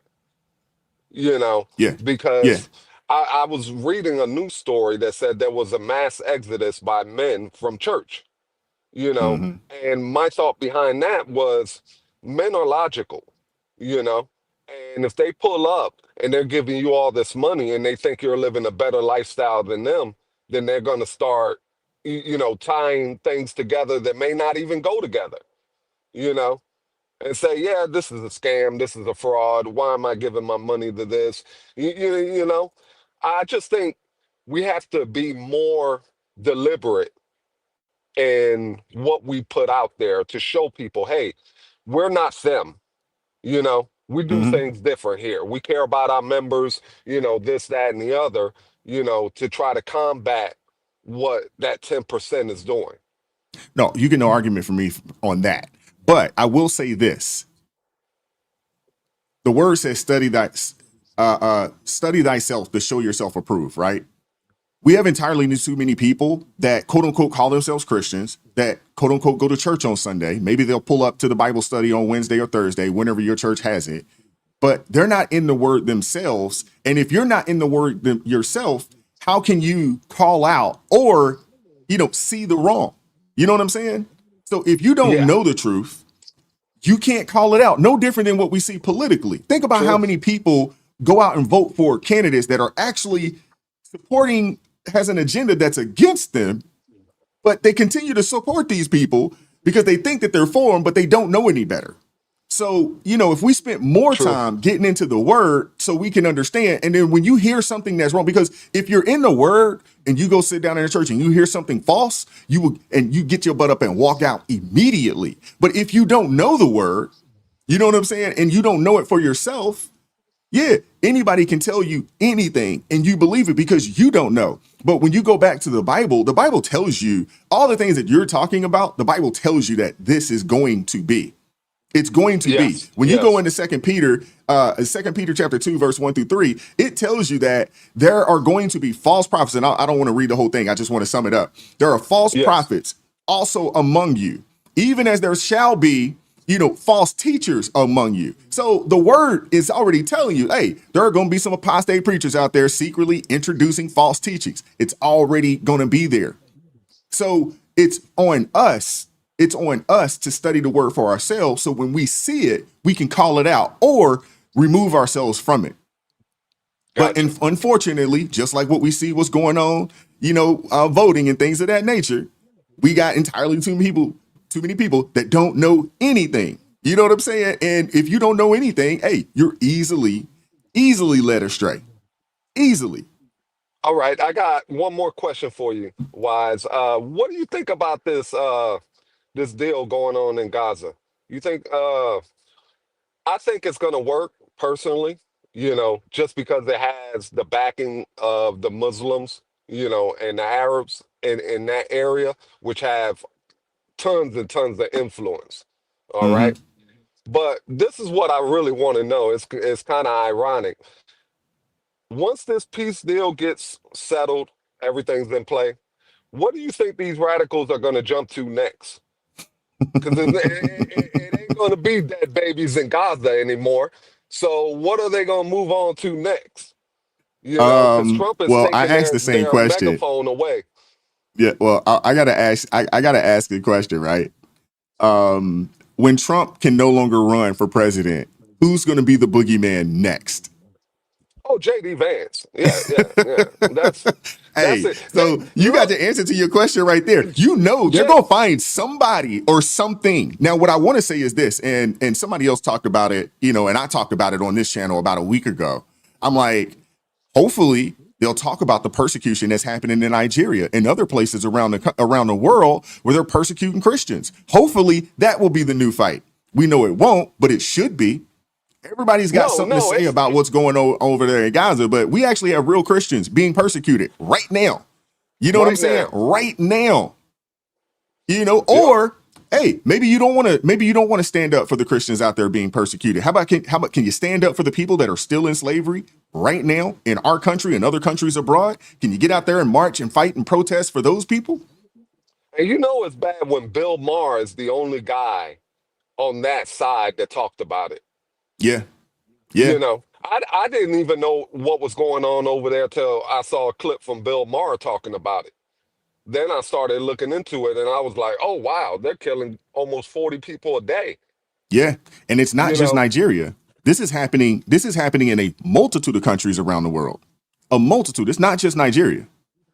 I know. I think people forget that part of Africa has a strong Christian population. Right now, they say the Ark of the Covenant is in Ethiopia. I'm not saying it is or it isn't. I'm just saying there is. Well, strong I'm not. Christian I don't belief know. there. But what we do know is that Christianity. I know people try to say Christianity, is some white man religion. It's not.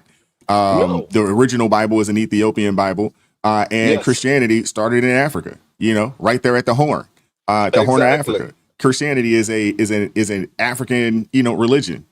I think a lot of people try to jump out there and say that, but those are people that don't know. I actually have I have an Ethiopian Bible. I have one, and I have a few other few other Bibles or whatever. But I had to have it. I had to have it. And there's some books in there that's not in the 66. There's some additional books in there. I think that number gets up to 88, if I'm not mistaken. I could be wrong on my math, but you obviously the traditional, or what people consider as the traditional Bible, has 66 books in it. But when you add in the Ethiopian Bible, I think it jumps up to 88. And but the thing is that people don't know. It goes back to what I was saying earlier: is that how many people out there, are following something that they don't really know. They're following parties, they're following religions that they haven't really read up on, and they don't really know the truth. There's in the video I put out yesterday, you had a young lady, it was at the end of the video, but a young lady out there talking about people that don't know anything, and she didn't know anything. You know what I'm saying? And telling people to do the research, and she hasn't done the research. It's like, what are you talking about? Somebody told me the other day, and I wanted to tell you this because I'm pretty sure you're going to love this saying. He said, there's nothing more dangerous than a confident idiot. Oh, you ain't lying about that one, man. Oh, my goodness. There is nothing more dangerous than that. Absolutely. Because, dude, you can't knock them off their pedestal. They believe what they believe till their dying day, and they're confident about it, which at the end of the day also makes them dangerous. Because you have to actually, in this day and age with all the false media going around, you got to actually do your research, and you got to double and triple check things before you go Yeah, speaking about them, absolutely. you know, because you look like a literal idiot. But just the other day, when I found out what was going on in Nigeria, I ordered an Ethiopian Bible. So it's funny that you said that, because I have one on the way, and I can't wait Awesome. to get here so I can read it, because I want to know all the things that basically they left out of the King James version, you Yeah, know, it's out there. because it was I mean, again, what, the hold information's on, hold there. on, Wise. What do you think about that? Because you've read both Bibles, correct? Hmm. So why do you think they took the Ethiopian Bible and chopped it up the way they did? Well, I don't want to say they chopped it up, because I think a lot of it has to do with there was some differences of opinion just based off of information that I've read, because I started doing the research on it as well. There were differences of opinion. Some people say it was for just the condensity of the Bible itself. 88 books, that'd be a lot, right? And when you start talking about printing presses, so they figured, hey, let's take out what we think is the most important. Others say that, yeah, these are manuscripts that were written, there were manuscripts written from people that either that were a part of that, but they didn't really feel like they were 100% in lockstep, with the word of God. So, I mean, there's a multitude of opinions out there. I don't think, just based off of what I've read, I don't think it was a situation of where they were like really trying to, trying to hide some things. But then again, you never know. But what we also Do you know think is that the devil has full reign and authority here, right? And that very much could have been, a situation, to where, maybe that individual played a role in it. But then some other people said that, you can't verify. There's certain things and certain pieces or certain manuscripts that really couldn't be verified and so forth and so on. So, it's so? Do really you hard to think it answer that was? question. So do you think it was maybe to make it a little more palatable? Because from what people tell me about the Book of Enoch, in some Christians' eyes, they see that as being a little too radical, of what they're speaking on in the Book of Enoch. And for That the could people be. in the chat who don't know, just go read it. But maybe just to make it a little more palatable to the masses. It's highly probable. I don't want to speculate on it because I'm not a Bible scholar in that manner. There are some people out there that I follow, that I watch and I get this information, Okay. From as well. But it's highly probable. It's highly probable. Because I've read bits and pieces of that book, Hmm. and when you really start getting into it, you're like, wow, this is eye-opening. I'm not going to say Hmm. crazy because that's not a proper word, but I'm going to say eye-opening, you know. Yeah. And I encourage anybody who hasn't read it to read it, you know. And I like what you did. You literally read the Bible and then you went and read the Ethiopian Bible, which basically gives you, another level of understanding, I you think know. we should always be on a search for knowledge. I think I'm one of those kind of people that, I'm always on that search. I have a thirst, for knowledge, and that's kind of what put me in this place. When you really start to, do your own due diligence, do your own research for yourself, and not just listen to, what some man told you, but just take the time to go read it up. It's all there. It's all out there. And I'm just one of those kind of people that, I like to, when I found out about, those additional books, I was like, let me go check this out. Let me go and read it. Let me go and purchase it and let me dive into it. There's still pieces of it that I don't fully understand. And, I'm still, doing additional research and things of that nature on.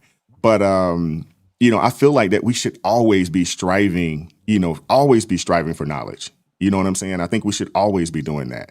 But to go back to your statement from earlier, when you were talking about the lack of men in church, and I do understand and appreciate the sentiment because I felt the same way. And going to church, where I go today, we're still in a situation where there is a lack of men, and I think a lot of it has to do with there's a bad taste in a lot of men's mouth when it comes to the actual church. Because I know a lot of brothers that they'll get in the word on them for themselves. They may do men's Bible studies and things of that nature, which essentially is church. You know, church isn't really the building. Church is really, you know, when two or three, you know, gather, you know, in his name, you know, it tells you that, hey, this is church. This is, and the church is the people, not the building, right? But I think a lot of men have a sour taste in their mouth from some man out there thinking that they're going to be the leader of over them.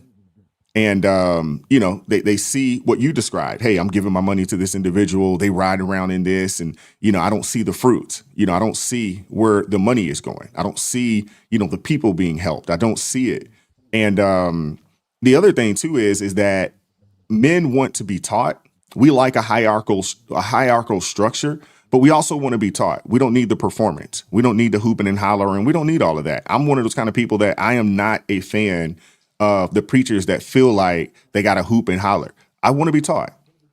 Make it your sermon should be a lesson, not a performance. You know what I'm saying? And we have entirely too many preachers that they get out there and they feel like they're putting on a performance, but they're not actually teaching. And I actually prefer those that teach opposed to perform. And then someone told me one day, it was like, man, you need to just go to Bible study. I was like, no, you should get that when you go to church. When you go to, you know, a service, you should go there to be taught. You know what I'm saying? This isn't where you're supposed to go in and make me feel good. No, I want to learn. Teach. This is where you teach at. And for some people, you know, that one day on Sunday, when they do go, and some people go on Saturdays, but the one day that might be the only day that they can go. So what, you're just going to not feed the people? You're not going to teach the people? And yeah, you know, so I think that has a lot to do with it. I think it has a whole heck of a lot to do with the fact where a lot of men aren't going. But a lot of people just aren't going to church in general, whether that's men or women. Those numbers are down anyway. Also, Wise, I think one of the things that is kind of also making men leave the church is there's a lot of feminism that's crept into the church, you know, and these men, Christian men, are very conservative men. You know, they believe in God, family, country, you know, and these guys want traditional women. You know, but nowadays women think that being traditional is somehow demeaning. When they don't realize that a woman, a traditional woman, means so much to a man. He would literally take out a whole zip code over you, you know, and they don't understand the power and the influence that they hold in the relationship. They think that their money, their job, their accolades means something to men. It really doesn't, you know? Men cherish women for totally different reasons. And I think the reason we're going down this road, and I told my brother this, I said, women pick men the way men pick women. And that's never how it was. You know, men, we look at the beauty, we say, oh, she's beautiful, let me find out more. But if the initial attraction is beauty, okay? For women, it was always, does he have a good job? Can he take care of you? Can he provide? You know, so what we look for are two totally different things. And I think it's really gotten screwed up that now women pick the way men pick. You know, a woman will look at a man, if he's not beautiful or a ton of money, then automatically he's disqualified. You know? Well, I do agree. And I do understand that, but I want to say this in reference to that. I want to put the challenge on men to hold the line. And what I mean by that is this. We would get the type of women that we are requesting if we handle ourselves accordingly. We have entirely too many simps out there. We have entirely too many men willing to either pay for it or, you know, willing to look at a woman and say, oh, she's nice looking, that's a wife. No, being nice looking doesn't make you a wife. And we have entirely too many men that have not set a standard for ourselves and what we will and will not deal with. And we've allowed this situation to manifest itself the way it is right now. We've allowed this. We've allowed a lot of the women out there to conduct themselves this way because of our behavior and because historically how we've been selecting wives. If we actually change and say, hey, I am going to marry somebody, and I'm not just going to be out here, dealing with anybody because I think she's a nice looking woman. And you know what I'm saying? I'm going to have a moral standard that I'm going to live up to. If more men actually started doing that, the women would actually get in line. The other problem too is we don't have enough men that have their foundation in order. So you can't say, hey, I want this woman to come get on my team and I need her to do this, and this when you don't have your life in order. And we have entirely too many men dealing with women out here. Their life is not in order. Their life isn't in order. And, they're expecting women to come in and play a role, in this. Now, I'm not one of those kind of people that, I know this whole 50-50 conversation and all this other kind of stuff. I'm not one of those kind of people that get in there and think that it should be a 50-50. I actually think that the man should be the 100% or at least 80% or primary breadwinner in the household. And you should already have a foundation in order. So when you do meet this woman, you can say, hey, this is what I have and this is where I'm going. You come get on my team. You know what I'm saying? And when she show herself as unruly, and when she shows herself and she starts to show those red flags, you cut her off immediately. And if men actually started living up to a standard and holding the line, not dealing with chicks because you think she looks nice or what she can do in the bedroom, you know what I'm saying? But hold the line on what you think is going to help you build your family properly. If more men started to do that, the women would get in line with that. The problem is we don't have enough men, you know what I'm saying, holding the line and building themselves up. There was a time back in the day when you couldn't go take a wife without being able to show her father, her mother, her uncles, or her brothers that, hey, when I take her, I'm not giving her back. You know what I'm saying? Because when she comes with me, I already have a home. I already have this. I already have a foundation set. So now everybody can say, you know what? That's a good dude. And then her family is going to tell her, you better not mess this up. You know what I'm saying? Now, on your end, you being that lead, you're not supposed to be a tyrant. You know what I'm saying? Our job as leaders is to serve, right? We serve our wives, Yes. we serve our families, we serve our children. You know what I'm saying? Now we expect to be respected, but our job as leaders, you know what I'm saying, is to serve. But we have entirely too many men that's not standing on their square the way they're supposed to. And then we pointing the finger at everybody else and saying, man, these women, they unruly, this, that, and the third. But you ain't gave them nothing to respect. And you asking for a help me, but you ain't got nothing for them to help you with. You know what I'm saying? So we gotta make some changes. We gotta make some adjustments. So my thing is, I'm not saying that that there aren't some unruly women out there. I'm not saying that. They are. But for us as men, when we see it, when we identify it, we gotta cut them off. The problem is we have too many men dealing with unruly women because you think she looks nice. You know what I'm saying? And they're willing to overlook bad behavior because they think the lady looks nice, or they've already taken it to the level of, into the bedroom and, she's a super freak in the sheets, and dudes will overlook bad behavior because of some of the things that she can do in that little 30-minute session. You know what I'm saying? Okay. Wise, I got one last question for you. This is my last question, I swear.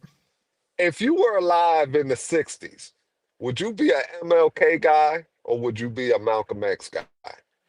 I'm a Malcolm X guy. I'd be a Malcolm myself. guy, man. I'd be a Malcolm guy. Okay. I wouldn't be I wouldn't have joined the Nation of Islam because I'm a follower of Christ. But the sentiment, and I have it right here. Right here. This is the autobiography of Malcolm X. It's right there. It's right there. I've read it. It's phenomenal. And I got to say this, man. When you think about Brother Malcolm and his teachings, when you think about it, so ahead his of his teachings time, were, man, I won't even say he was ahead of his time. He was right on time. He was right on time. And the thing is that when you start talking about, hey, all the things that I just talked about, men, he talked to the men. You need to get your life in order. You need to make sure that you can do for yourself, because until you can do for yourself, you can't do for anyone else. You know what My I'm saying? We favorite got to be the quote. leader of our households. We need to own businesses. We need to own land. These are the things that I talk about right here on this platform. My My favorite quote challenge from normally Malcolm. isn't to the women. What was you My gonna say? favorite quote from Malcolm. My favorite quote from Malcolm was when he was talking about the wolf versus the coyote. Oh yeah. You ever seen that interview where he says Mm-hmm. when the wolf comes, you know what the wolf is coming to do. He said, Mm-hmm. but the coyote, and he compared the Democrats to the coyotes. Mm-hmm. He said, when you see the coyote, it looked like he's smiling, you know, when he's Mm-hmm. coming towards you to do damage or whatever he's going to do. You know, Malcolm, with his talk about the white liberal just being the biggest threat to the black and brown community, he was right on the money. Right Oh on the yeah. money. Because every time white liberal women have a problem with white men, they run to the black and brown community and wrap us up in their garbage. Yeah. Okay? Everybody's correcting you. We were It's the doing you're saying the we fox, no, the yeah, the wolf and the Fox. fox. But go ahead. Yeah. Yeah. Because the civil rights movement was moving along just fine. And what happened? White liberal women felt oppressed. They wanted to get under the quote thumb of white men. They come running over to the black brown community. Feminism, you know, and they've done this repeatedly. And I wish people would catch on to this. Okay. The fight of white liberal women is not the fight of black and brown people. They do not correlate. Okay. And I wish people would stop joining the two together. They don't go together. You know, our fight has always been for equality, civil rights, making sure we got our voting, opportunity, everything else. Okay. It's just one comedian, I can't remember the comedian. He said the problem is that white women were in on the heist. They just don't like their cut. Mm. Okay. So we both commit a crime. I get a bigger cut. Now you're unhappy. So you run over to the other side. Because, dude, white women stood by white men through all the BS. Okay. Hundreds of years of BS. Okay. And now all of a sudden, you guys are saying white men are the devil, they're evil, they're this, they're that. That sounds like a person who's not happy with the cut after the heist. If you get what I'm Yeah. saying. Mm-hmm. Yeah. You know. Well, you got to understand. I don't know if you've read Manny Johnson's book, or it's actually a pamphlet. It's called Color, Communism, and Common Sense. Are you familiar with that? No. If you haven't, you got to check it out, because what you got to Okay. understand is that when you start talking about the Civil Rights Act, it was actually co-opted by the communists. No different than what we're seeing right now within the Democrat Party, right? Yes. It was co-opted, and this is from way back when. This book, Manny Johnson, this book came out a while back, a long time ago. But you got to go check it out. You got to go check it out for yourself. And you got to understand that the Civil Rights Act was actually co-opted a long time ago. So, and it really hasn't been about black people in America for a long time. You know what I'm saying? And that's why when you see the agenda now, everything is on the back of black folks. Papa Di said, will you link that book? I will. I'll put it in there before we get out of here. But when you think about what has happened and what has transpired, everything else has, the feminist movement on the backs of the quote unquote Civil Rights Act, the alphabet community movement on the backs of the quote unquote Civil Rights Act. Exactly. The after the Civil Rights Act, and you think about the destruction of the black nuclear family, you know what I'm saying, on the backs of that.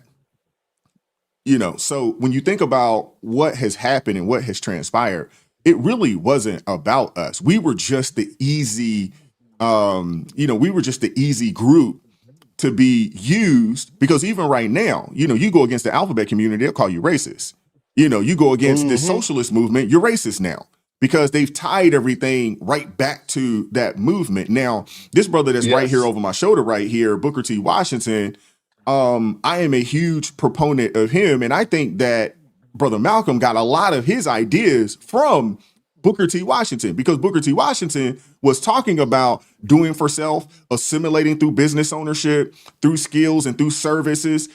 He was talking about this in the late 1800s, early 1900s. You know what I'm saying? So I think Brother Malcolm actually got a lot of his ideology from Booker T. Washington, because those are the things that he discussed. He was saying, hey, we are going to assimilate and they are going to accept us, not because they're forced to, but because they don't have a choice but to. Because we're going to assimilate through our services, through business ownership, through building our own communities and thriving, things of that nature. And it would have happened. And if you really think about it, the wealth gap was actually increasing all the way up until the Civil Rights Act of the 60s. And then once that happened, then all of a sudden, we basically have given it all away, essentially, because it's hard to build generational wealth and to build wealth without having strong families. And they decimated the family. When you think about the wealth gap decreasing, what did black folks have in America? 85% of black families, or 85% of black folks were married. Right now, that number is under 30%. It's hard to build wealth. It's hard to build wealth in broken homes. It's hard to build wealth when you have the family, right. when you have the family courts in your paycheck and in your business. It's hard to do it. Yep. You know what I'm saying? You destroy the family, you destroy the man. Absolutely. You're exactly right. Because well, not just the man, the community. Yeah, because men need purpose. That's what people need to understand. Men need purpose. They need a reason to wake up every day, to go out, deal with all the troubles of the world, okay? Yep. And they want to come home to people who love them. You take that Yep. away, you destroy that man. That Well, man you will also pick up destroy a drug society. habit. Yeah, Yeah. that man will pick up a drug habit. He'll start drinking. He'll start just becoming very destructive, And Yeah. it goes back to the But it original goes saying, idle hands do the devil's business. absolutely. But it also goes back to what I was saying earlier. In men, when our job as leaders is to serve. It goes right back to that. Yes. When we find ourselves with a family, we understand that I have a duty, I have an obligation to serve my wife and my children. I have an obligation to do so. And a lot of us, we do it proudly.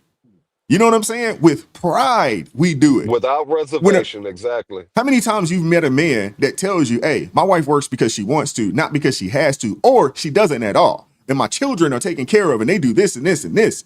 You know what I'm saying? When you hear that, you'll hear a man talking with pride about the fact that, hey, I can provide for my family. You know what I'm saying? They can do it and they do it proudly.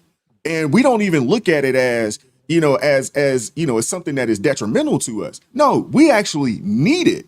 We need it to survive. That's who we are. It's in us. God gave us these broad shoulders to handle that weight. You know what I'm saying? To handle it. And we got too many people, out there we have too many people not operating in their purpose. And that's why I think this is, I can't substantiate this with facts, but that's why I think we have so many people suffering from mental health crisis and mental health issues and things of that nature, is because we are not operating in our purpose anymore. We have too many people out here thinking they can do it by themselves. Think about the women out here talking about, I don't need a man and I can do this by myself. No, you can't. And that's why you stress out the way you are. That's why you're struggling the way you are. It's not designed It's not supposed to be like that. Exactly. And women, even for men, even for me, we've been married for a while at this point, and I've been the primary breadwinner. I remember when my wife was like, the kids were in school and she was asking me, she was like, I think I want to get a job. I'm like, no. If you want to do anything, find a business that you want to start and go start that. Let me know how much it's going to cost to get it going, because I need you to have flexibility, of your time. If you go and get a job and you're on somebody else's clock, you can't be on mine. You know what I'm saying? So, and when I need you to do something, when I say, hey, there was a time when I used to work in the office, my wife used to come, we used to do lunch at least once a week, downtown. I used to work in the city. Like, hey, come, if you got a job, you can't do those types of things. You know what I'm saying? No. Hey, one of the kids gets sick. You got to call and ask somebody to go. Nah, I don't want you to have to call your boss to tell them, or tell your boss hat in hand, hey, I got to go pick the kids up because one of them's sick at school. No, we're not living our life like that. You know what I'm saying? We're not going to do that. So I forbid it. Like, no.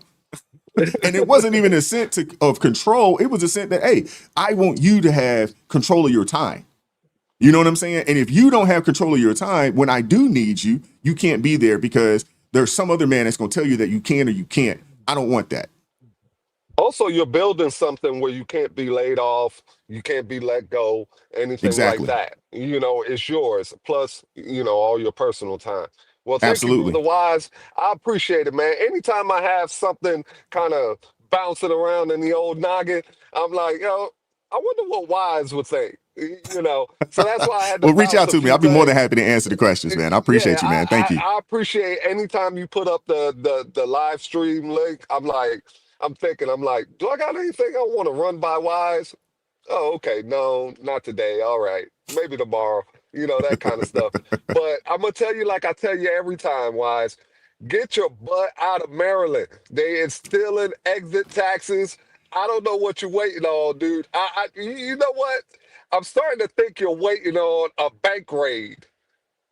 When they actually go into your bank account and just clean it out. Then Wise is gonna be like, look, baby, I, that's it. That's it. We No, gotta we take the we are loan we are out and we planning to gotta get get out of out of here. here. That is the plan. I am planning on making a move. I'm looking at a couple of different cities to move to. My youngest son is in his second year of college right now. He goes to the community college and he lives with us. I want to let him finish this second year before I can dip out. Gotcha. So I'm not going anywhere at least until right around mid next year because I want him to finish this second year, in school. Well, I know But I'm you say already you got looking. I got family. a couple places in mind though, for sure. I know you say you got family in Georgia. Hmm. You know, Georgia and Tennessee. and okay, so Georgia's nice, Florida's nice. I always recommend Florida. Hmm. That's my state, but Georgia's nice too. Tennessee, it's okay. Just stay out of Memphis. I No, think I you'll be won't go fine. west. If I'm in Tennessee, it's gonna be central or east. But I'm looking at a couple places, man. I'm looking at Huntsville, just to be. I'm looking at Huntsville, the Tampa area, Greenville, South Carolina, Huntsville, Alabama, and Tampa, and not Atlanta, but somewhere between midway between Macon and Atlanta, somewhere in You know that what? general I vicinity. think I think Huntsville is probably gonna end up winning. If I had to Bro, put, Huntsville, hey, from what I've seen, I need to go down there. I haven't been to Huntsville in a long time. I went to space camp back in the day. I was one of those nerdier kids or whatever. So I went to space camp way back when. And I went to Huntsville because that's where that was one of the places where NASA was. So we went to space camp out there. But I haven't gone back since I was a kid. But I'm hearing really good things about Huntsville, Alabama, man. And dude, the cost of living is super affordable. Super that's what I'm affordable. saying. Oh my Plus, goodness. I'm like, man, I you can sell got my all house the and almost new buy one down there. you got all types of new business moving into Huntsville. But I'm gonna tell the Hmm. people in the chat, we're gonna get a list from Wise of all the places that he's considering moving to, and we're gonna do a moving pool. Okay, it's gonna be $5, $10 a head. All right, and we're gonna bet it up. All right, and I already got my money. Huntsville, Alabama. I don't think Florida is a place for Wise because I think he thinks that he's dark enough. So we cooking, Come on we now. cooking, we cooking, we cooking Oh, it down gets here in hot down there, Florida. man. It gets Yeah, hot down there. so you Yeah. may want to stay a little above the Florida Georgia line, just a little bit. Well, I mean, Cause it's hot. dude, I It's used down to, south. Down south is hot. Period. You know what I'm saying? No matter I where you are. Now Florida's a little different. But the other thing I got to think about too is that I gotta think about the fact that I need to be close enough that I can get to my parents because they're getting up in age, and I need to be in a reasonable plane ride back up here because my in-laws, my wife's family and my wife's parents, they live up this way. So I got to think about it in that manner, and that's a lot of reason why I hadn't even I considered Texas at one point, but I'm like, man, Texas is just too far out the way. Because most of my family, my parents, they live in Georgia and, they're getting up there, in age. And I want to be close enough that, Lord forbid, if something does happen, I can get there pretty quickly. and pretty easily. Yeah, And I the used thing to. the thing I do like about Huntsville, dude, you're like a hour 45, 2 hours from Nashville. It's a 2.5 to 3 hour drive to Atlanta.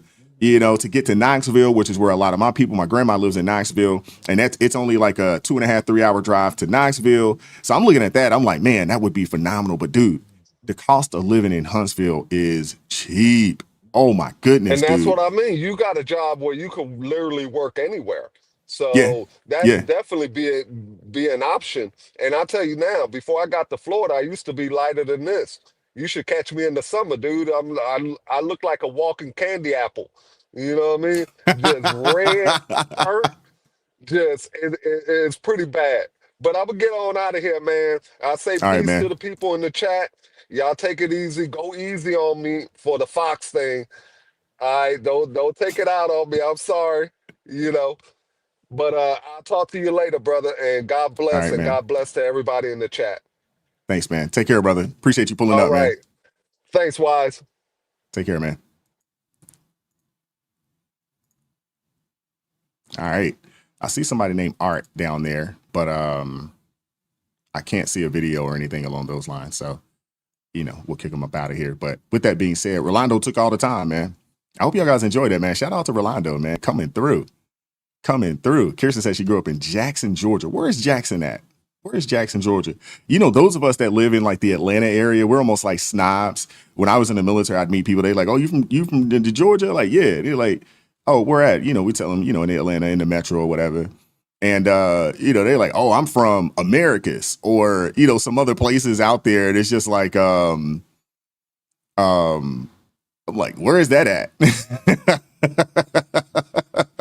They're like, man, you don't know anything. I was like, man, those of us in the city, we don't leave the city. You know what I'm saying? If you're around the 285, there's no reason to go anywhere else. You know? I have no idea where Jackson is. Is that south or is it west or east? I'm assuming that Jackson's got to be south, though. It's got to be.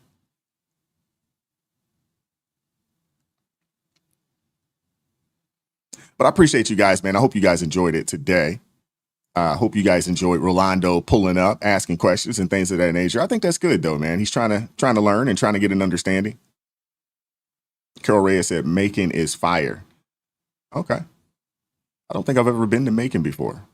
I know some people that live down there, but I don't think I've ever been to Macon. Want to make sure that I miss any super chats here. Boom. All right. Shout out to Queen Bee's Art Hive with the $5 super chat. Said, get a concordance. So understand the meaning of the words back then. Please, y'all. It's awesome in helping you actually get what's being said. Prayers. I do agree with that. Either a concordance or, you know, I like the amplified version as well. You get an amplified version and it will, you know, throw in parentheses and give you some additional information. Okay. So Kirsten said Jackson between Atlanta and Macon. Okay. Got you. Yeah, I heard Macon wild. I've heard Macon is wild. Seriously. Papa Di says, Wise, I'm next door to Greenville. We say South Carolina is full, no vacancy. Way too many people moving here, but you and your family are more than... Y'all sound like folks in Atlanta, like, hey, Atlanta closed. We don't want any more people. Nah, you know, every time I think about moving back to the city, you know, every time, and when I go home to visit, I see something. I see something that says, nah, man, this ain't it. This is not it. You know, Hunter said he loves the Amplified. Yeah, I like the Amplified. And then I also think you should have a study as well. You know, like this Bible right here is a study Bible. I have the New King James Version. It's a study Bible. I also have an Amplified as well. You know, I do like that. I like both. I like them both. All right. Shout out to Dale A with the $5 super chat. Says, Wise, can you recommend or provide a link to the Ethiopian Bible? Yeah. I mean, honestly, there's a couple of different places that you can go. But if you get on to, I guess if you could just do a quick search, there's a few of them out there. You know, it really depends on, you know, how much you want to pay and all this other kind of stuff. But if you start, you if you go out there and just, just type in, do a search on Ethiopian Bibles, they're out there. There's so many different options. You know what I'm saying? I don't want to say, hey, choose this one or that one, because, long as they got the books in there, it's all good. And then they also have the ones that, have the big writing for those of you guys that can't see. They have the large text, which is pretty cool, as well. And then they also come in paperback, and I believe you can get a leather bound one as well. But if you don't want to spend a bunch of money, you can get just a paperback version. You can go that route as well. But yeah, just do a quick check. What's up, Rolando, with the $20 super chat, man? Appreciate you, brother. Thanks to everyone. God bless. Shout out to you, brother. Appreciate you, man. Thank you. Yep, I'm gonna do that right now. I haven't forgot. Let's see if I can find you guys a used version. Or, you know what? Let me do this. I don't want to put the link in because sometimes the links, they're crazy, when you drop them in the chat. All right. There you go, Papa Dot. You'll see it, Manning Johnson's Color, Communism, and Common Sense. And then from there, you'll be able to find it. It's on eBay. You can find it a couple of different places, as well. You probably can find the ebook version as well. It's out there as well, but it's definitely worth checking out for sure. It's a quick read too. It's not a super long book, not a super long book at all. But yeah, go check that out, man. It's phenomenal. Really good read. Really good read. All right. With that being said, we're going to get out of here, man. Tomorrow's show, panel show.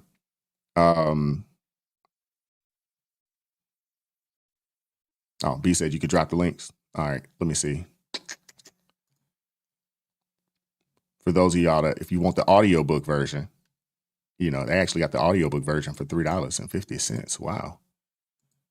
I'll put it in here for you guys.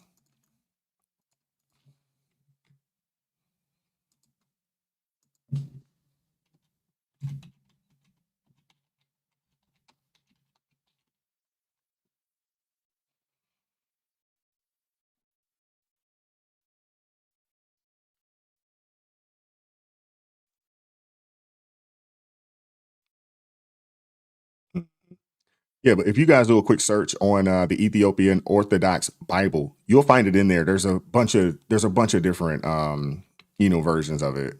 There's tons of them, that you can go. If you go to christianbook.com, you'll see it there as well. And I'll put that link in there as well. And then, you guys can kind of, pick and choose from there. And it's not, super expensive either. They're pretty affordable as well. I'm going to drop that link in there for you as well.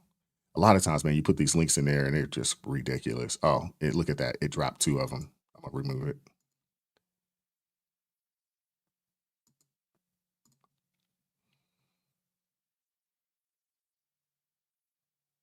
But yeah, if you, for the Ethiopian Bible, if you go to christianbook.com, you'll see it in there and you can kind of pick and choose from there.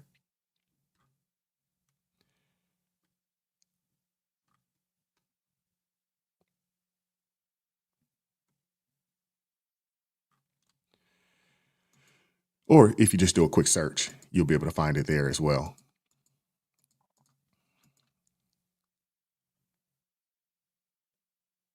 Yeah, the first one should have worked just fine because it was a smaller link. But, a lot of times, man, the links, they be super long. So, but it is what it is. All righty, man. Appreciate you guys, man. Thank you guys so much for pulling up this morning, hanging out. We went a little longer than expected. But, hey, it is what it is, right? It is what it is. But we'll be at this thing tomorrow, Lord willing, 9:30 a.m. Eastern Standard Time, man. Thank you, Rolando, man, for pulling up for a brief second. Appreciate you, brother. Thank you. Came through with some really good questions as well. That is awesome. Thank you, guys. Shout out to all the Blues. Carol Reyes, B, Nanny. Who else we got? Lori Addison, T.A. Caskey. I saw in here today. LJ, Dion, Queen Bee's Art Hive. Thank you guys so much, man. Shout out to all my ARP family members. Appreciate you guys pulling up as well. And thank you guys for supporting the channel, man. Lord willing, like I said, we'll be back at this thing tomorrow, 9:30 a.m. Eastern Standard Time, man. Hey, enjoy the day. Enjoy the rest of your day. God bless you guys, man. Hey, as always, keep God first. Stay prayed up. We'll catch up with you all next time. Peace.